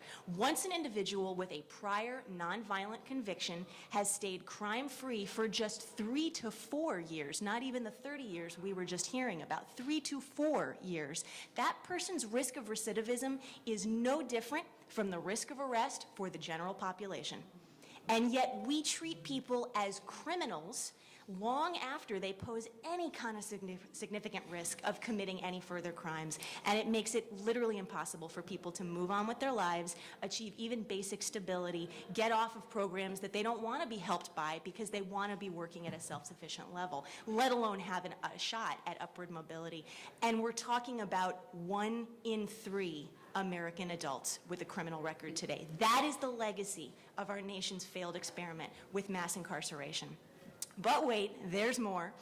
Because this has broad implications, not just for the people with records, but for their families and for entire communities. So in fact, and I'm going to draw your attention to the report that I left. I love how everybody's like, my report, my fact sheet. We all have good stuff for you, right? And it's all on that table, so go check it out. But my good thing on that good table is analysis that CAP published about a year ago that found that between 33 and 36 million children, that is nearly half of American children, now have at least one parent with a criminal record. That is where we are in our nation's failed experiment with mass incarceration, nearly half of kids. And what does that mean for them? Well, given that a child's success in adulthood is strongly tied to his or her circumstances during childhood, so I said that backwards. Given that a child's success in adulthood is strongly tied to his or her circumstances during childhood, the barriers that they face because of their parents' criminal record can not only affect family stability, economic security, all in the short term, it also severely limits a child's life chances in the long term. So we're talking about cognitive development, we're talking about educational attainment, we're even talking about adult employment outcomes, all because of how we are locking people up, throwing away the key, and painting a scarlet A on their chest for the rest of their lives. So that report is outside if you didn't already get it. Now, the way that our society treats people with records also takes a huge toll on our nation's bottom line in lost productivity, something you think that the occupant of the White House might care about. And that's because we are shutting millions of workers out of the labor force, just like Kimberly. In fact, analysis by our friends at the Center on Economic Policy Research, CEPR, finds that in 2015, America lost almost 2 million workers because of barriers they face due to records. And that's just people with felony records. That doesn't even contemplate all the people with lower level records. And their analysis finds that the resulting loss in gross domestic product can be as much as $87 billion every single year. That is what we are doing by tying one hand behind our backs as a country. So failure to remove these artificial barriers that our society has chosen to set up and leave in place for people with records and their families, we're going to totally miss what's going on here with people who are struggling to make ends meet. Now, I'm somebody who doesn't just like to present problems and then drop the mic, right? I'm a solutions person. So before I close out, I'm going to leave you with a little bit of good news and a little bit of bad news. Which one do you want first? I'm hearing a mix. I'm going to go with the bad news first because I like to end on good news. So the bad news is, as you might have noticed, the 2016 election was incredibly counterproductive for bipartisan criminal justice reform conversations that had been making historic progress over the past 3 to 4 years, conversations that CAP was excited to see happening. I can't say often I sit next to Grover Norquist in meetings and agree, but this is the kind of thing we were seeing happen. But a little couple of things changed during the debate around the presidential election and then the outcome. Now, of course, if Donald Trump is serious about wanting to help communities left behind and his forgotten man and forgotten woman and wanting to boost labor force participation, which he keeps talking about, in addition to pulling down his Robin Hood in reverse proposed budget, which I wish we had more time to talk about today because of what it means, in addition to shutting down efforts to repeal the Affordable Care Act and to end Medicaid as we know it, we will see him call for the world's largest mulligan and leverage the White House to remove barriers for the 1 in 3 Americans who, like Kimberly, have records keeping them on the sidelines. And that would be the intervention we would need so that people can really have access to the artist formerly known as the American Dream. So now for the good news in my last 30 seconds, perfect. States and cities, this is the good news. States and cities, they don't care about Washington not being able to actually get things done right now. They're not waiting. They're continuing to make real change on a bipartisan basis. And Washington, I would say, would be well served to learn from their success. And I'll give you one example as a concrete example here. Bipartisan legislation in Pennsylvania, where I used to work, and why I know Tiana here in the front row, it in fact just passed the Senate 50-0, not a single nay vote. This legislation would enable people with records to have those records automatically wiped out after they've remained crime-free for a certain period of time, instead of having that scarlet A on their chest for forever. And guess who's championing that bill? The most conservative member of the state legislature, someone who doesn't think there should be a minimum wage, someone who's challenging the sitting Democratic governor, but who as an employer understands that shutting qualified workers out of the labor force is bad all around, including for employers. And guess what? It gets better. The governor endorsed the bill even though it's being championed by the guy who's challenging him, because he thinks it's good policy and he can't wait to sign it into law. So I say, let's bring that to Washington. Amen. Yeah.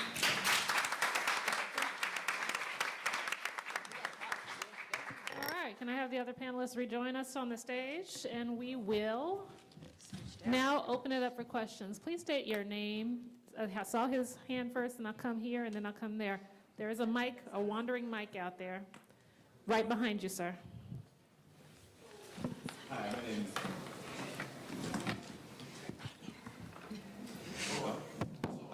Hi, my name is Damon Daniels, and my question is for Mr. Asante Mohammed. I was wondering, in your analysis, where the role of, or the changing role of the financial sector in the past 35 years sits within your framing or analysis of poverty and wealth creation and the disparities in wealth creation, particularly like the concentration or the super concentration of income and wealth amongst the 0.1%. Sure.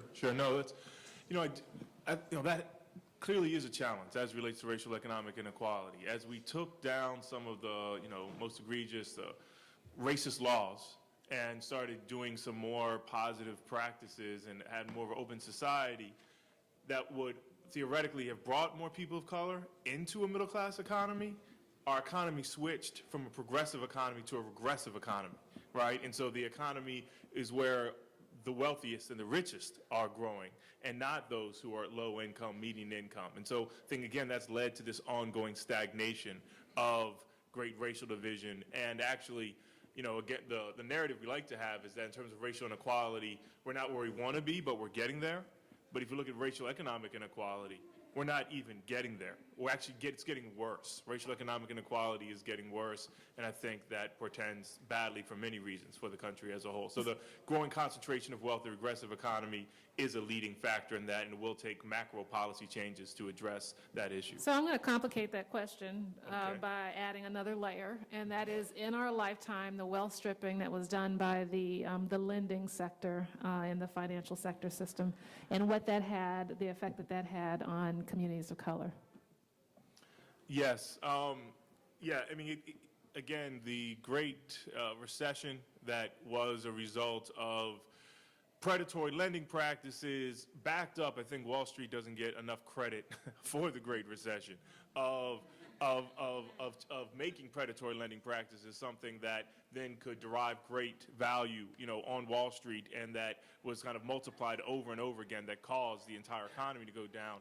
All of that, has made something that African Americans haven't seen a stabilization of their wealth since the Great Recession. Whites haven't gotten back to where they were, but they've seen it stabilize and start going back up. Black and Latinos is continuing to go down. And actually, let me highlight, for blacks never recovered from the recession of 2000. Blacks have been on a downward trend since 2000 in terms of median wealth. So again, these predatory products, was a huge factor, and that's why it was so important. Things like the CFPB, Frank Dodd bill, all of these things, and the idea that we're trying to, or that the administration or people are talking about trying to tear these things away, again, is continuing to make a worsening situation maybe even worse. So they've been complicit, sir. Where's the next question? Yes, Ms. Danielle Beavers.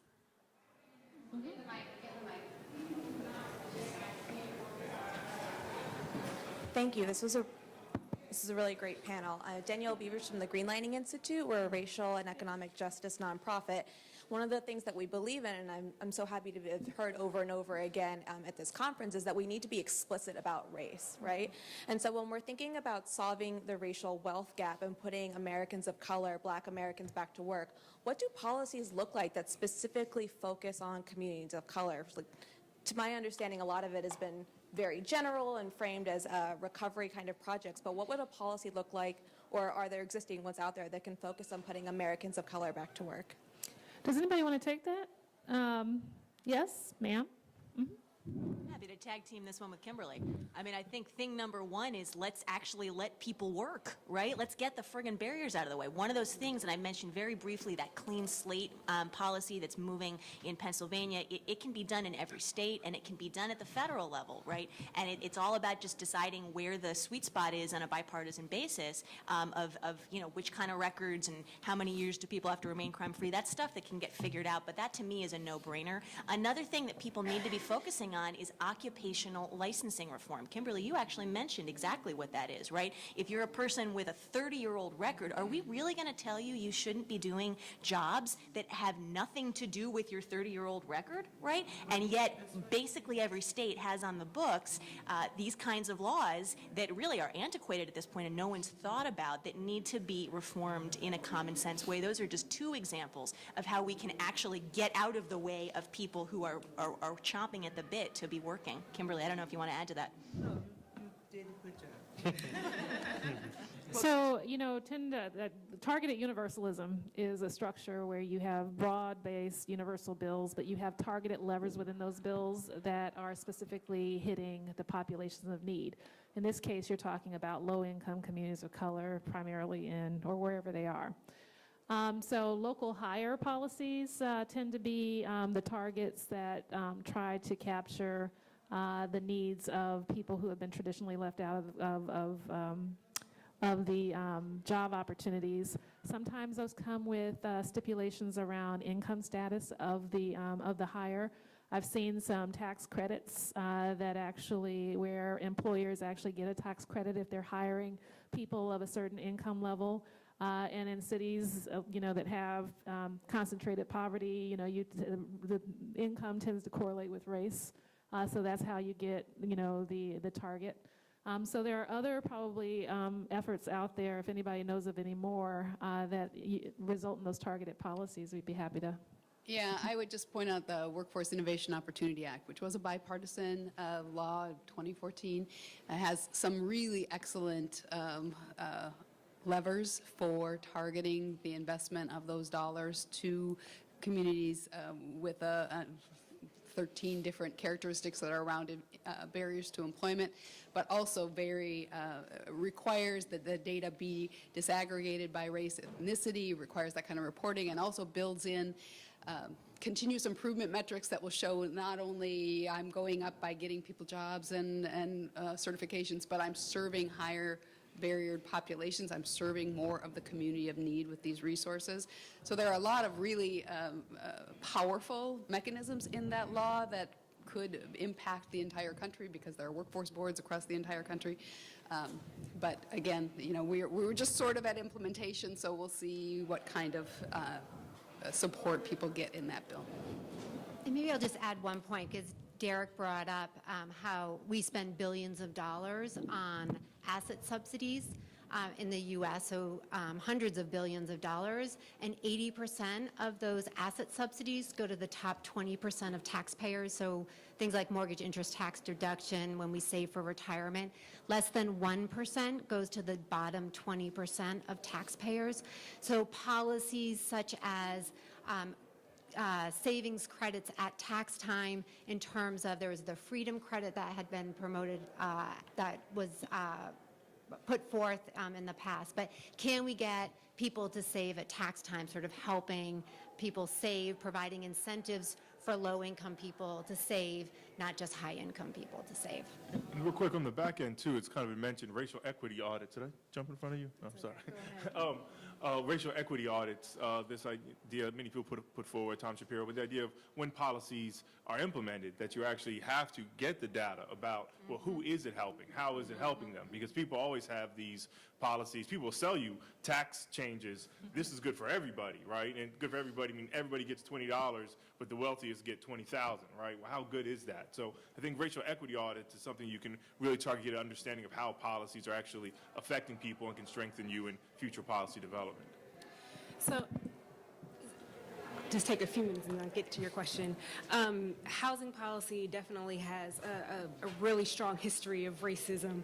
And just recently, the Trump administration suspended a rule that could actually reduce segregation, particularly for low-income households and communities of color. So this was the small area, oh goodness, now I'm blanking. Let me just have fair market rents for housing vouchers. And basically that allows those housing vouchers to be tailored to the communities. So those higher cost communities often have better schools, often have more opportunity, and this would allow low income families to move into those communities more easily because the housing vouchers could actually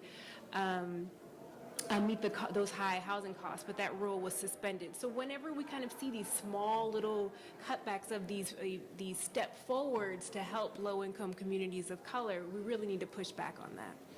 So Tiana and Kimberly have to leave. We want to thank you.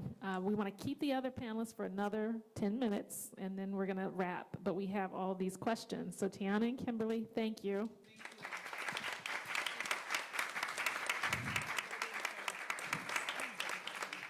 This gentleman right here was first in the shirt. Mm-hmm. Yes. What everybody has said has been good, but I want to get back to what you had to say about black and whites.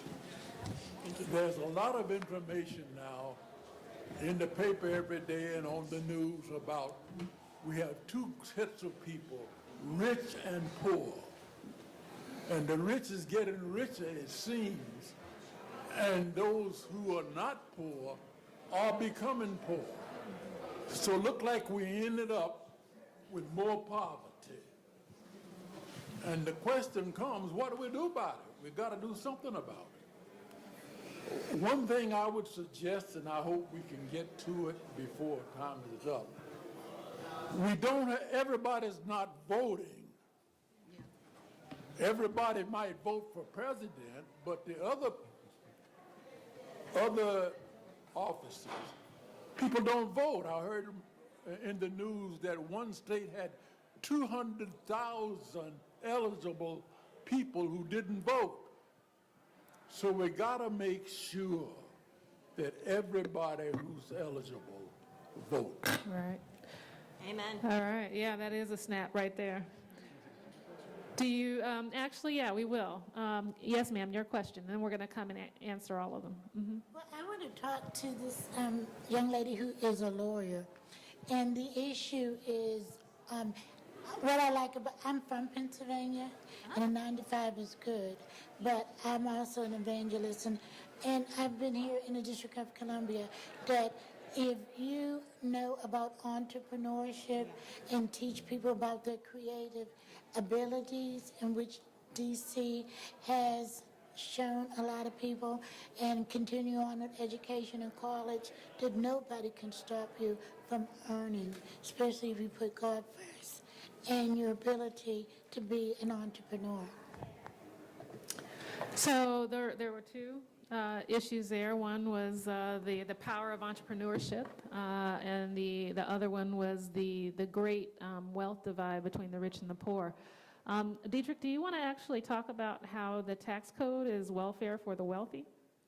Yeah, I mean, I was noting that before, and, you are correct about we have a regressive economy and that right now our asset development programs, I think a millionaire gets over $100,000 in different types of tax deduction subsidies, what have you. The average working class family gets like $200, right? So that is the type of investments that are going on today. And as you're putting forward, these are policy issues. So these are going to have to be changed at the government level. And it's not just the federal level. It's also at the state, because so many things are implemented and then distributed at the state. And so we do need to get more politically involved to deal with these economic questions. Yeah, I'll stop there because I know there's other. And on the entrepreneur side, I just want to say that we did a study that was released in 2016, April of 2016. It's called The Color of Entrepreneurship. I agree with you on entrepreneurship.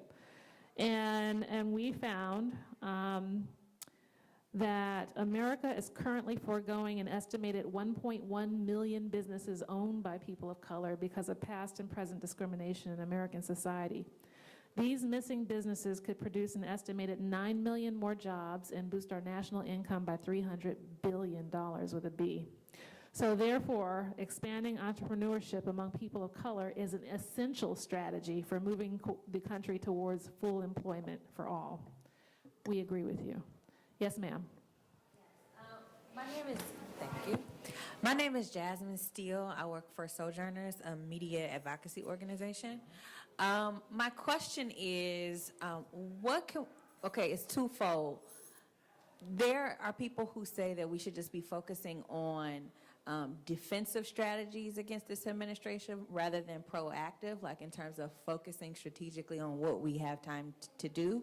I want to know about your thoughts about that, and then also what can we be doing outside of calls? So I know that calls are really effective, but are there any other creative measures, things that we can be doing to get the attention legislatively, as well as organizing or getting people on a grassroots level to pay attention? Can I do a quick experiment? Because I wanted to do this earlier. How many of you are either represented by a congressperson that's a Republican or a senator that's a Republican? Just 2? Wow, 3? So these are all D.C., Maryland folks, huh? People, yeah. Some people travel from across country to come here. All right, so you can answer her question. Good try, Maya. Did anybody want to take that? I'm happy to, unless Okay. someone else wants to jump in. Do you want me to start and you'll chime in? You start, and I'll- So I think that's exactly the right question to be asking right now, because as much as this is an all-hands-on-deck defense, try to hold on to things for our lives moment, and that really is the case, especially in another week where we have the latest zombie Republican threat to try to take health care away from, this time, 32 million Americans, because last time apparently 20 and 23 and however many each attempt has been. Those weren't enough. So it's moments like this where I don't want to say anything other than, yes, we need all hands on deck trying to protect the gains that we made in the last 8 years.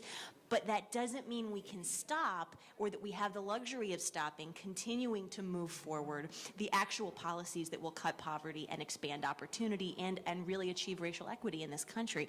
And that there are a number of ways that I think we can be doing that. For starters, at the state and local level, there are really tremendous opportunities to be impacting people's lives, and that's come up throughout today's discussion. Tiana mentioned the minimum wage. That is something that states and cities are not waiting for Washington to do. And I mentioned some criminal justice opportunities. This really runs the gamut in terms of what states and cities can do, and we need to be working with our state and local policymakers to take advantage of those opportunities. But at the same time, we also can't take our eyes off of Washington and the champions that we have, such as Congresswoman Barbara Lee and Representative Clyburn, several of the folks who have spoken today, to continue to try to really be speaking about why we need these policies that we know work, and really continuing to lay out and flesh out a bold agenda that will actually do that. I'll give one example of how stepping out of the defensive crouch can actually be the best kind of defense. So over the course of the last several years, people probably remember of a changing conversation on Social Security. It used to be we would just say no cuts to Social Security, and we had all kinds of debates around privatization and different ways to cut. But when it became a conversation around should we expand Social Security, the entire Overton window shifted. And so now we're not debating how much do we cut. We're actually having a robust debate around how do we strengthen it. I think we can do that on a number of fronts if we all step out of that defensive crouch when we find those opportunities and know that the best defense is often a good offense. Yeah, and I was just going to, I agree with you. It's the offense and defense. And that, just a couple of examples, when we think about, the TANF program, the SNAP program, we know they work, but the TANF program right now serves 25% of poor children. And in some states, it's less than 10% of poor children. That is not adequate. The SNAP program, we know that it operates in an area where increased benefits would affect the well-being of families and children. So there's sort of the offense part, the defense part, but there's also the offense part. And for those types of programs, there can be this talk about, well, there's not resources, but on the wealth side there are. There is billions of dollars being spent to advocate or for high-income people to receive these tax subsidies, and those should be redirected towards lower income. There's resources there, and we should use the opportunity to advocate for that. So we're going to do our last two questions. I'm sorry, can I just make one more Sure. point? Thank you. Diedrich, let's thank Diedrich. He's got to run too. I think we also have to change our messaging. And folks at Demos have really been clear on this, in that when we talk about improving the lives of Americans, of the country, trying to show how discrimination against low-income people, against women, against people of color, how it really affects the country as a whole, that's important. And when we reframe it as opposed to this us against them, or we have to help the poor people, as opposed to talking about the collective, and when we support people of color, when we support women, and when we support low-income people, that really will change how we improve the country as a whole and really move the country as a whole forward. And really, people at Demos have really have done a great job really kind of expanding on that. But it's really about changing the message on how the most vulnerable people, when we focus on the most vulnerable people, and how when we focus on the most vulnerable people, we ultimately uplift the whole country. I think that's an important framing as well. And we call those inclusive growth strategies, inclusive economy. Yes, ma'am. Did you want to say something? Well, I was just going to echo that. I mean, you can't argue with the centrality of communities of color to America's future. I mean, it's a demographic reality, so let's face it. Yes, sir. My name is Mark Harrison. I work with the United Methodist Church office here in Washington. I kind of want to ask, this is the question, when you look at, I want to ask a question about the Democratic Party, since most of the people here are either vote for Democrats or work for Democrats or are in Congress. What I found is there's certain fears the Democratic Party has. One, the Democratic Party is weak on defense. So therefore, they increased $50 billion more for defense in the budget that just happened last week. That's a policy thing. Then the Democratic Party is weak on crime.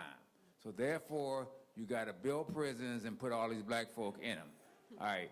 Now, the Democratic Party is still weak on poor.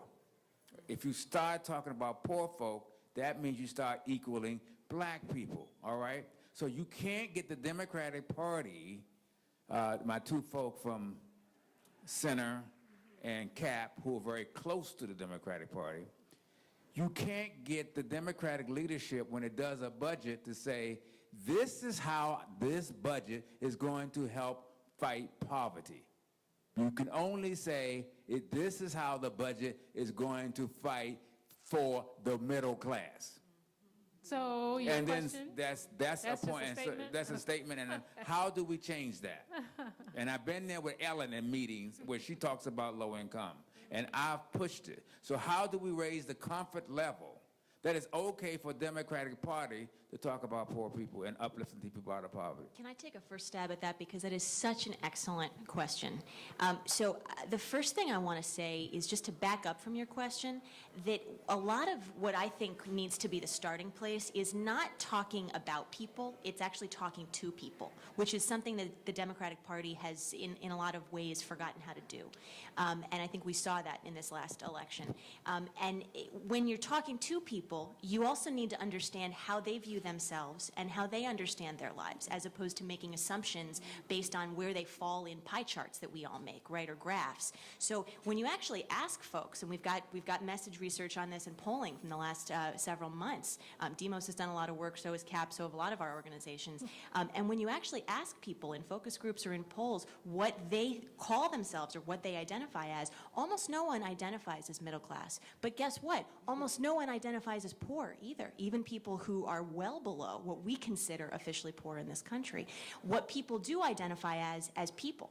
Right? They're mothers, they're fathers, they're people, they're workers, and they identify as people who are struggling to make ends meet or living paycheck to paycheck. So a lot of what we've been trying to do at CAP is to, instead of assuming that we know what the right answer is, we've been going out and talking to folks and saying, how do you explain and understand your situation? Who are you? And then trying to learn from that so that we're not talking about people, but we're actually reaching them where they are. And what kind of messaging strategies come from that? Well, we hear things like, don't say, poor people, right? But like I was saying, talk to people. But then there's also, I think probably 100 times, and I'm sure I was guilty of this today too, we've used the phrase safety net. Guess what? Nobody knows what that is. That's not a term anybody's using to describe anything that helps them or anything that they see positively. They see that as something for someone else. And so what we've started to do here at CAP and CVPP and others as well is to say, you know what, we actually have to talk about being able to put food on the table, being able to keep a roof over your head, being able to have health insurance for Tiana's child and children with disabilities. Those are concrete things that are real-life experiences that everybody needs, not just people who fit into certain quintiles of the population carved up based on income. And so as we talk about what it takes to afford the basics and being able to have the right to a living wage, those are concepts that mean something, as opposed to the labels that policymakers have used for a long time, but that aren't really human. Okay, last question, ma'am. New Jersey, and this is a really messy question. Oh, I'm so sorry. And so I appreciate you just recognizing like the safety nets, because I'm going, how do I even talk about this? And so in the context of thinking about poverty and knowing that we have systems and policies that create that, and knowing that the safety nets have helped us make gains, I'm thinking about the very first question where the woman talked about her successes. And I really wanted to jump up and say that's in spite of, right? So in spite of lots of systems and policies, some people get out of those circumstances. But the research is showing what poverty does to the brain. And so I kind of wanted to tap into like that's multi-generational stuff. And there are people who are so disaffected that they've given up. And so my question is, in this safety net world, is there a space where we can think about counseling and undoing the trauma that even when you get out of poverty, the inclination, right, is to get back into that because there's been so much damage. And so in my head, that goes under like Affordable Care Act, but it just seems like there has to be so much more intention given how much damage has been done. Right, so I can start it off. That's a great question, and actually that's one of the things we've been looking more intensely at on the Center on Budget, and it's really about the context. I want to be clear that poor people are not damaged, or people in poverty are not damaged, people of color are not damaged, but they are living in a context that often limits their capabilities, and that's what, when it comes out, which I think what you're referring to about what their cognitive capacity is, but it's really because they have limited resources to actually fulfill what they're capable of. When we begin to change that context, and research has shown this, when we begin to change that context, we begin to see a shift in what people are capable of. When we move low-income people out of those low-poverty neighborhoods and into those, high-poverty neighborhoods into the low-poverty neighborhoods, that's when we begin to see, as I cited some of the literature, those children doing better in school, those children earning more as adults. So it's really about shifting the context, and the safety net is part of that. It does that. I know it can't do that alone, but it's really about giving families the opportunities to provide for their kids and not having them operate so much under scarcity with so little, and giving them those opportunities and those resources in order to alleviate some of those constraints and have them to fulfill the capacities that they're able to fulfill. So that actually we're done. Let's give a hand to the panel. The two that are left, and with all the 10 of you that are left in the audience, we thank you for your time and attention. Thank you. And thank you to Congresswoman Barbara Lee and her office team for pulling this together. Thank you. Yeah, nice to meet you as well. Great remarks. Thank you. Right? Yeah.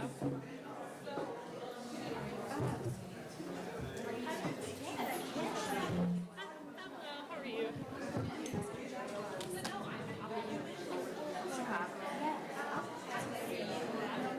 Issues there. One was the power of entrepreneurship, and the other one was the great wealth divide between the rich and the poor.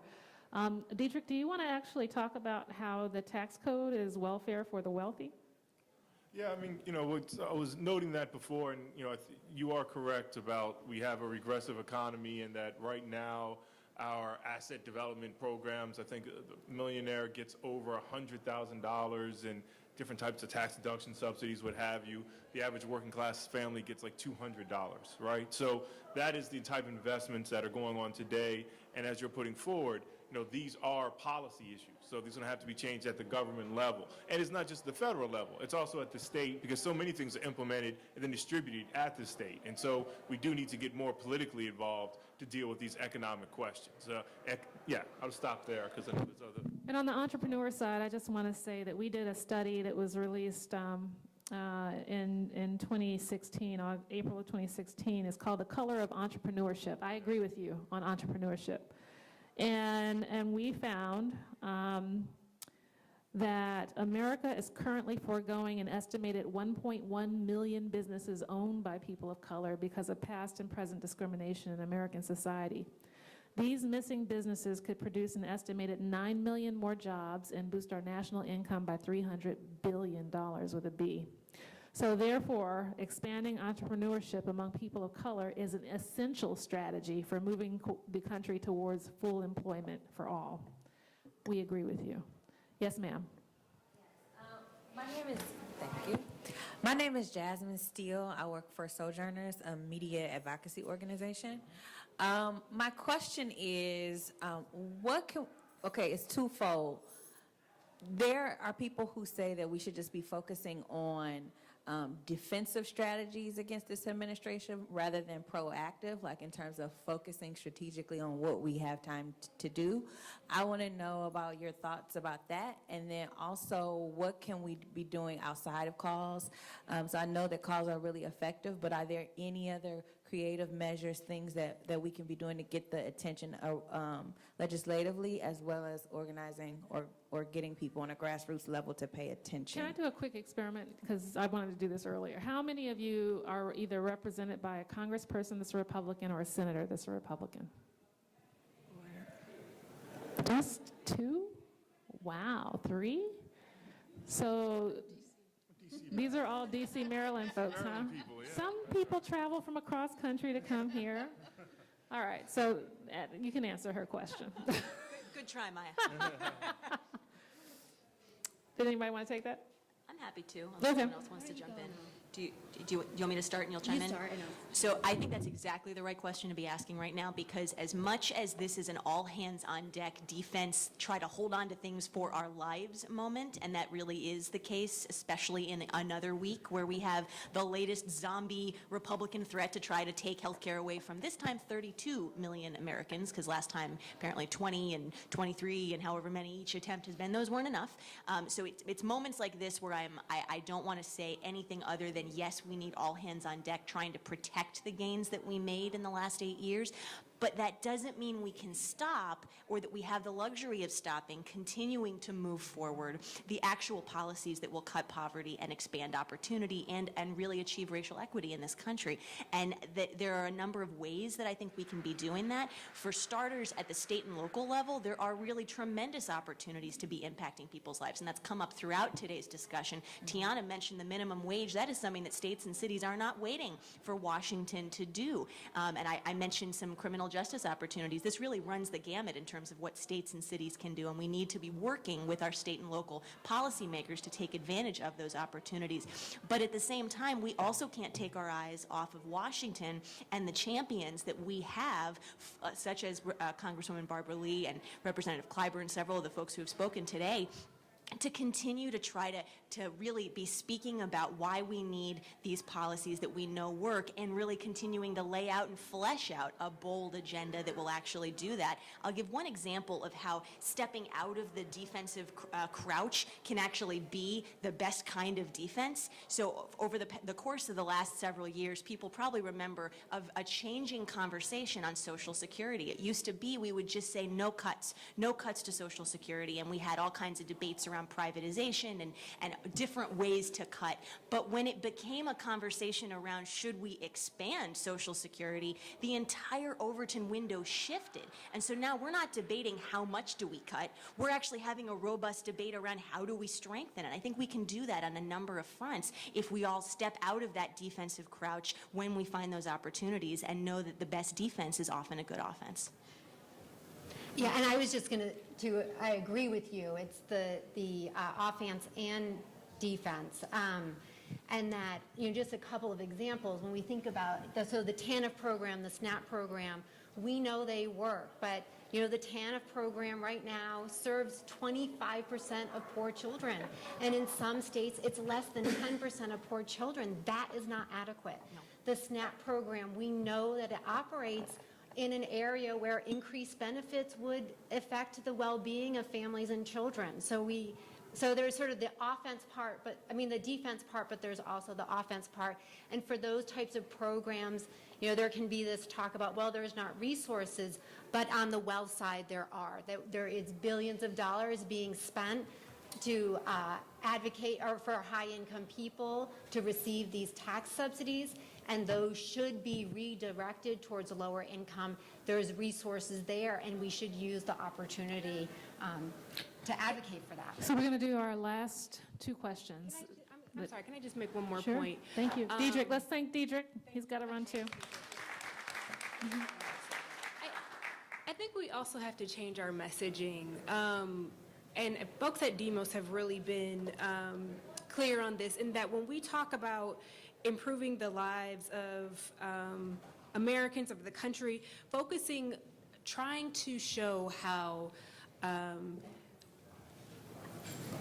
discrimination against low-income people, against women, against people of color, how it really affects the country as a whole, that's important. And when we reframe it as opposed to this us against them, or we have to help the poor people, as opposed to talking about the collective, and when we support people of color, when we support women, and when we support low-income people, that really will change how we improve the country as a whole and really move the country as a whole forward. And really, people at Demos have really have done a great job really kind of expanding on that. But it's really about changing the message on how the most vulnerable people, when we focus on the most vulnerable people, and how when we focus on the most vulnerable people, we ultimately uplift the whole country.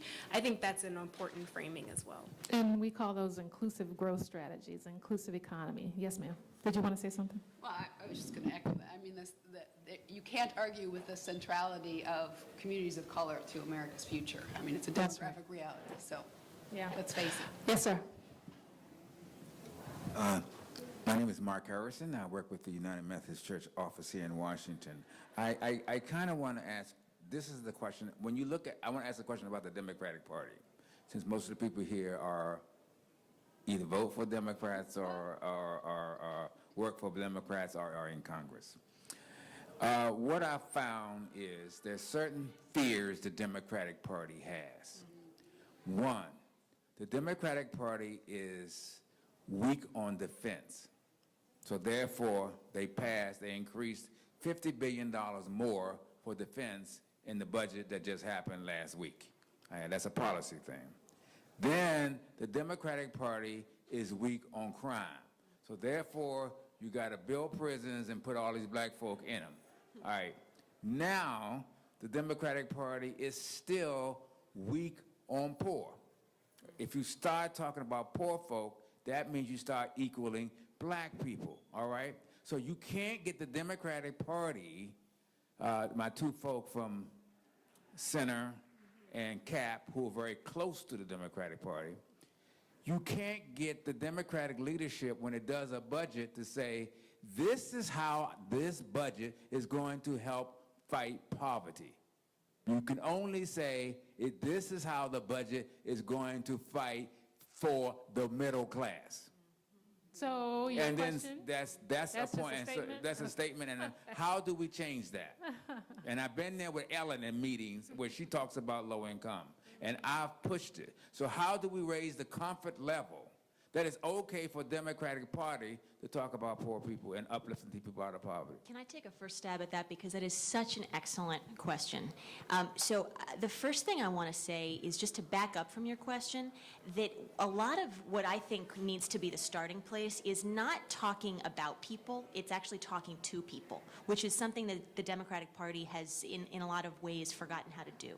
And I think we saw that in this last election. When you're talking to people, you also need to understand how they view themselves and how they understand their lives, as opposed to making assumptions based on where they fall in pie charts that we all make, right, or graphs. So when you actually ask folks, and we've got message research on this and polling from the last several months. Demos has done a lot of work, so has CAP, so have a lot of our organizations.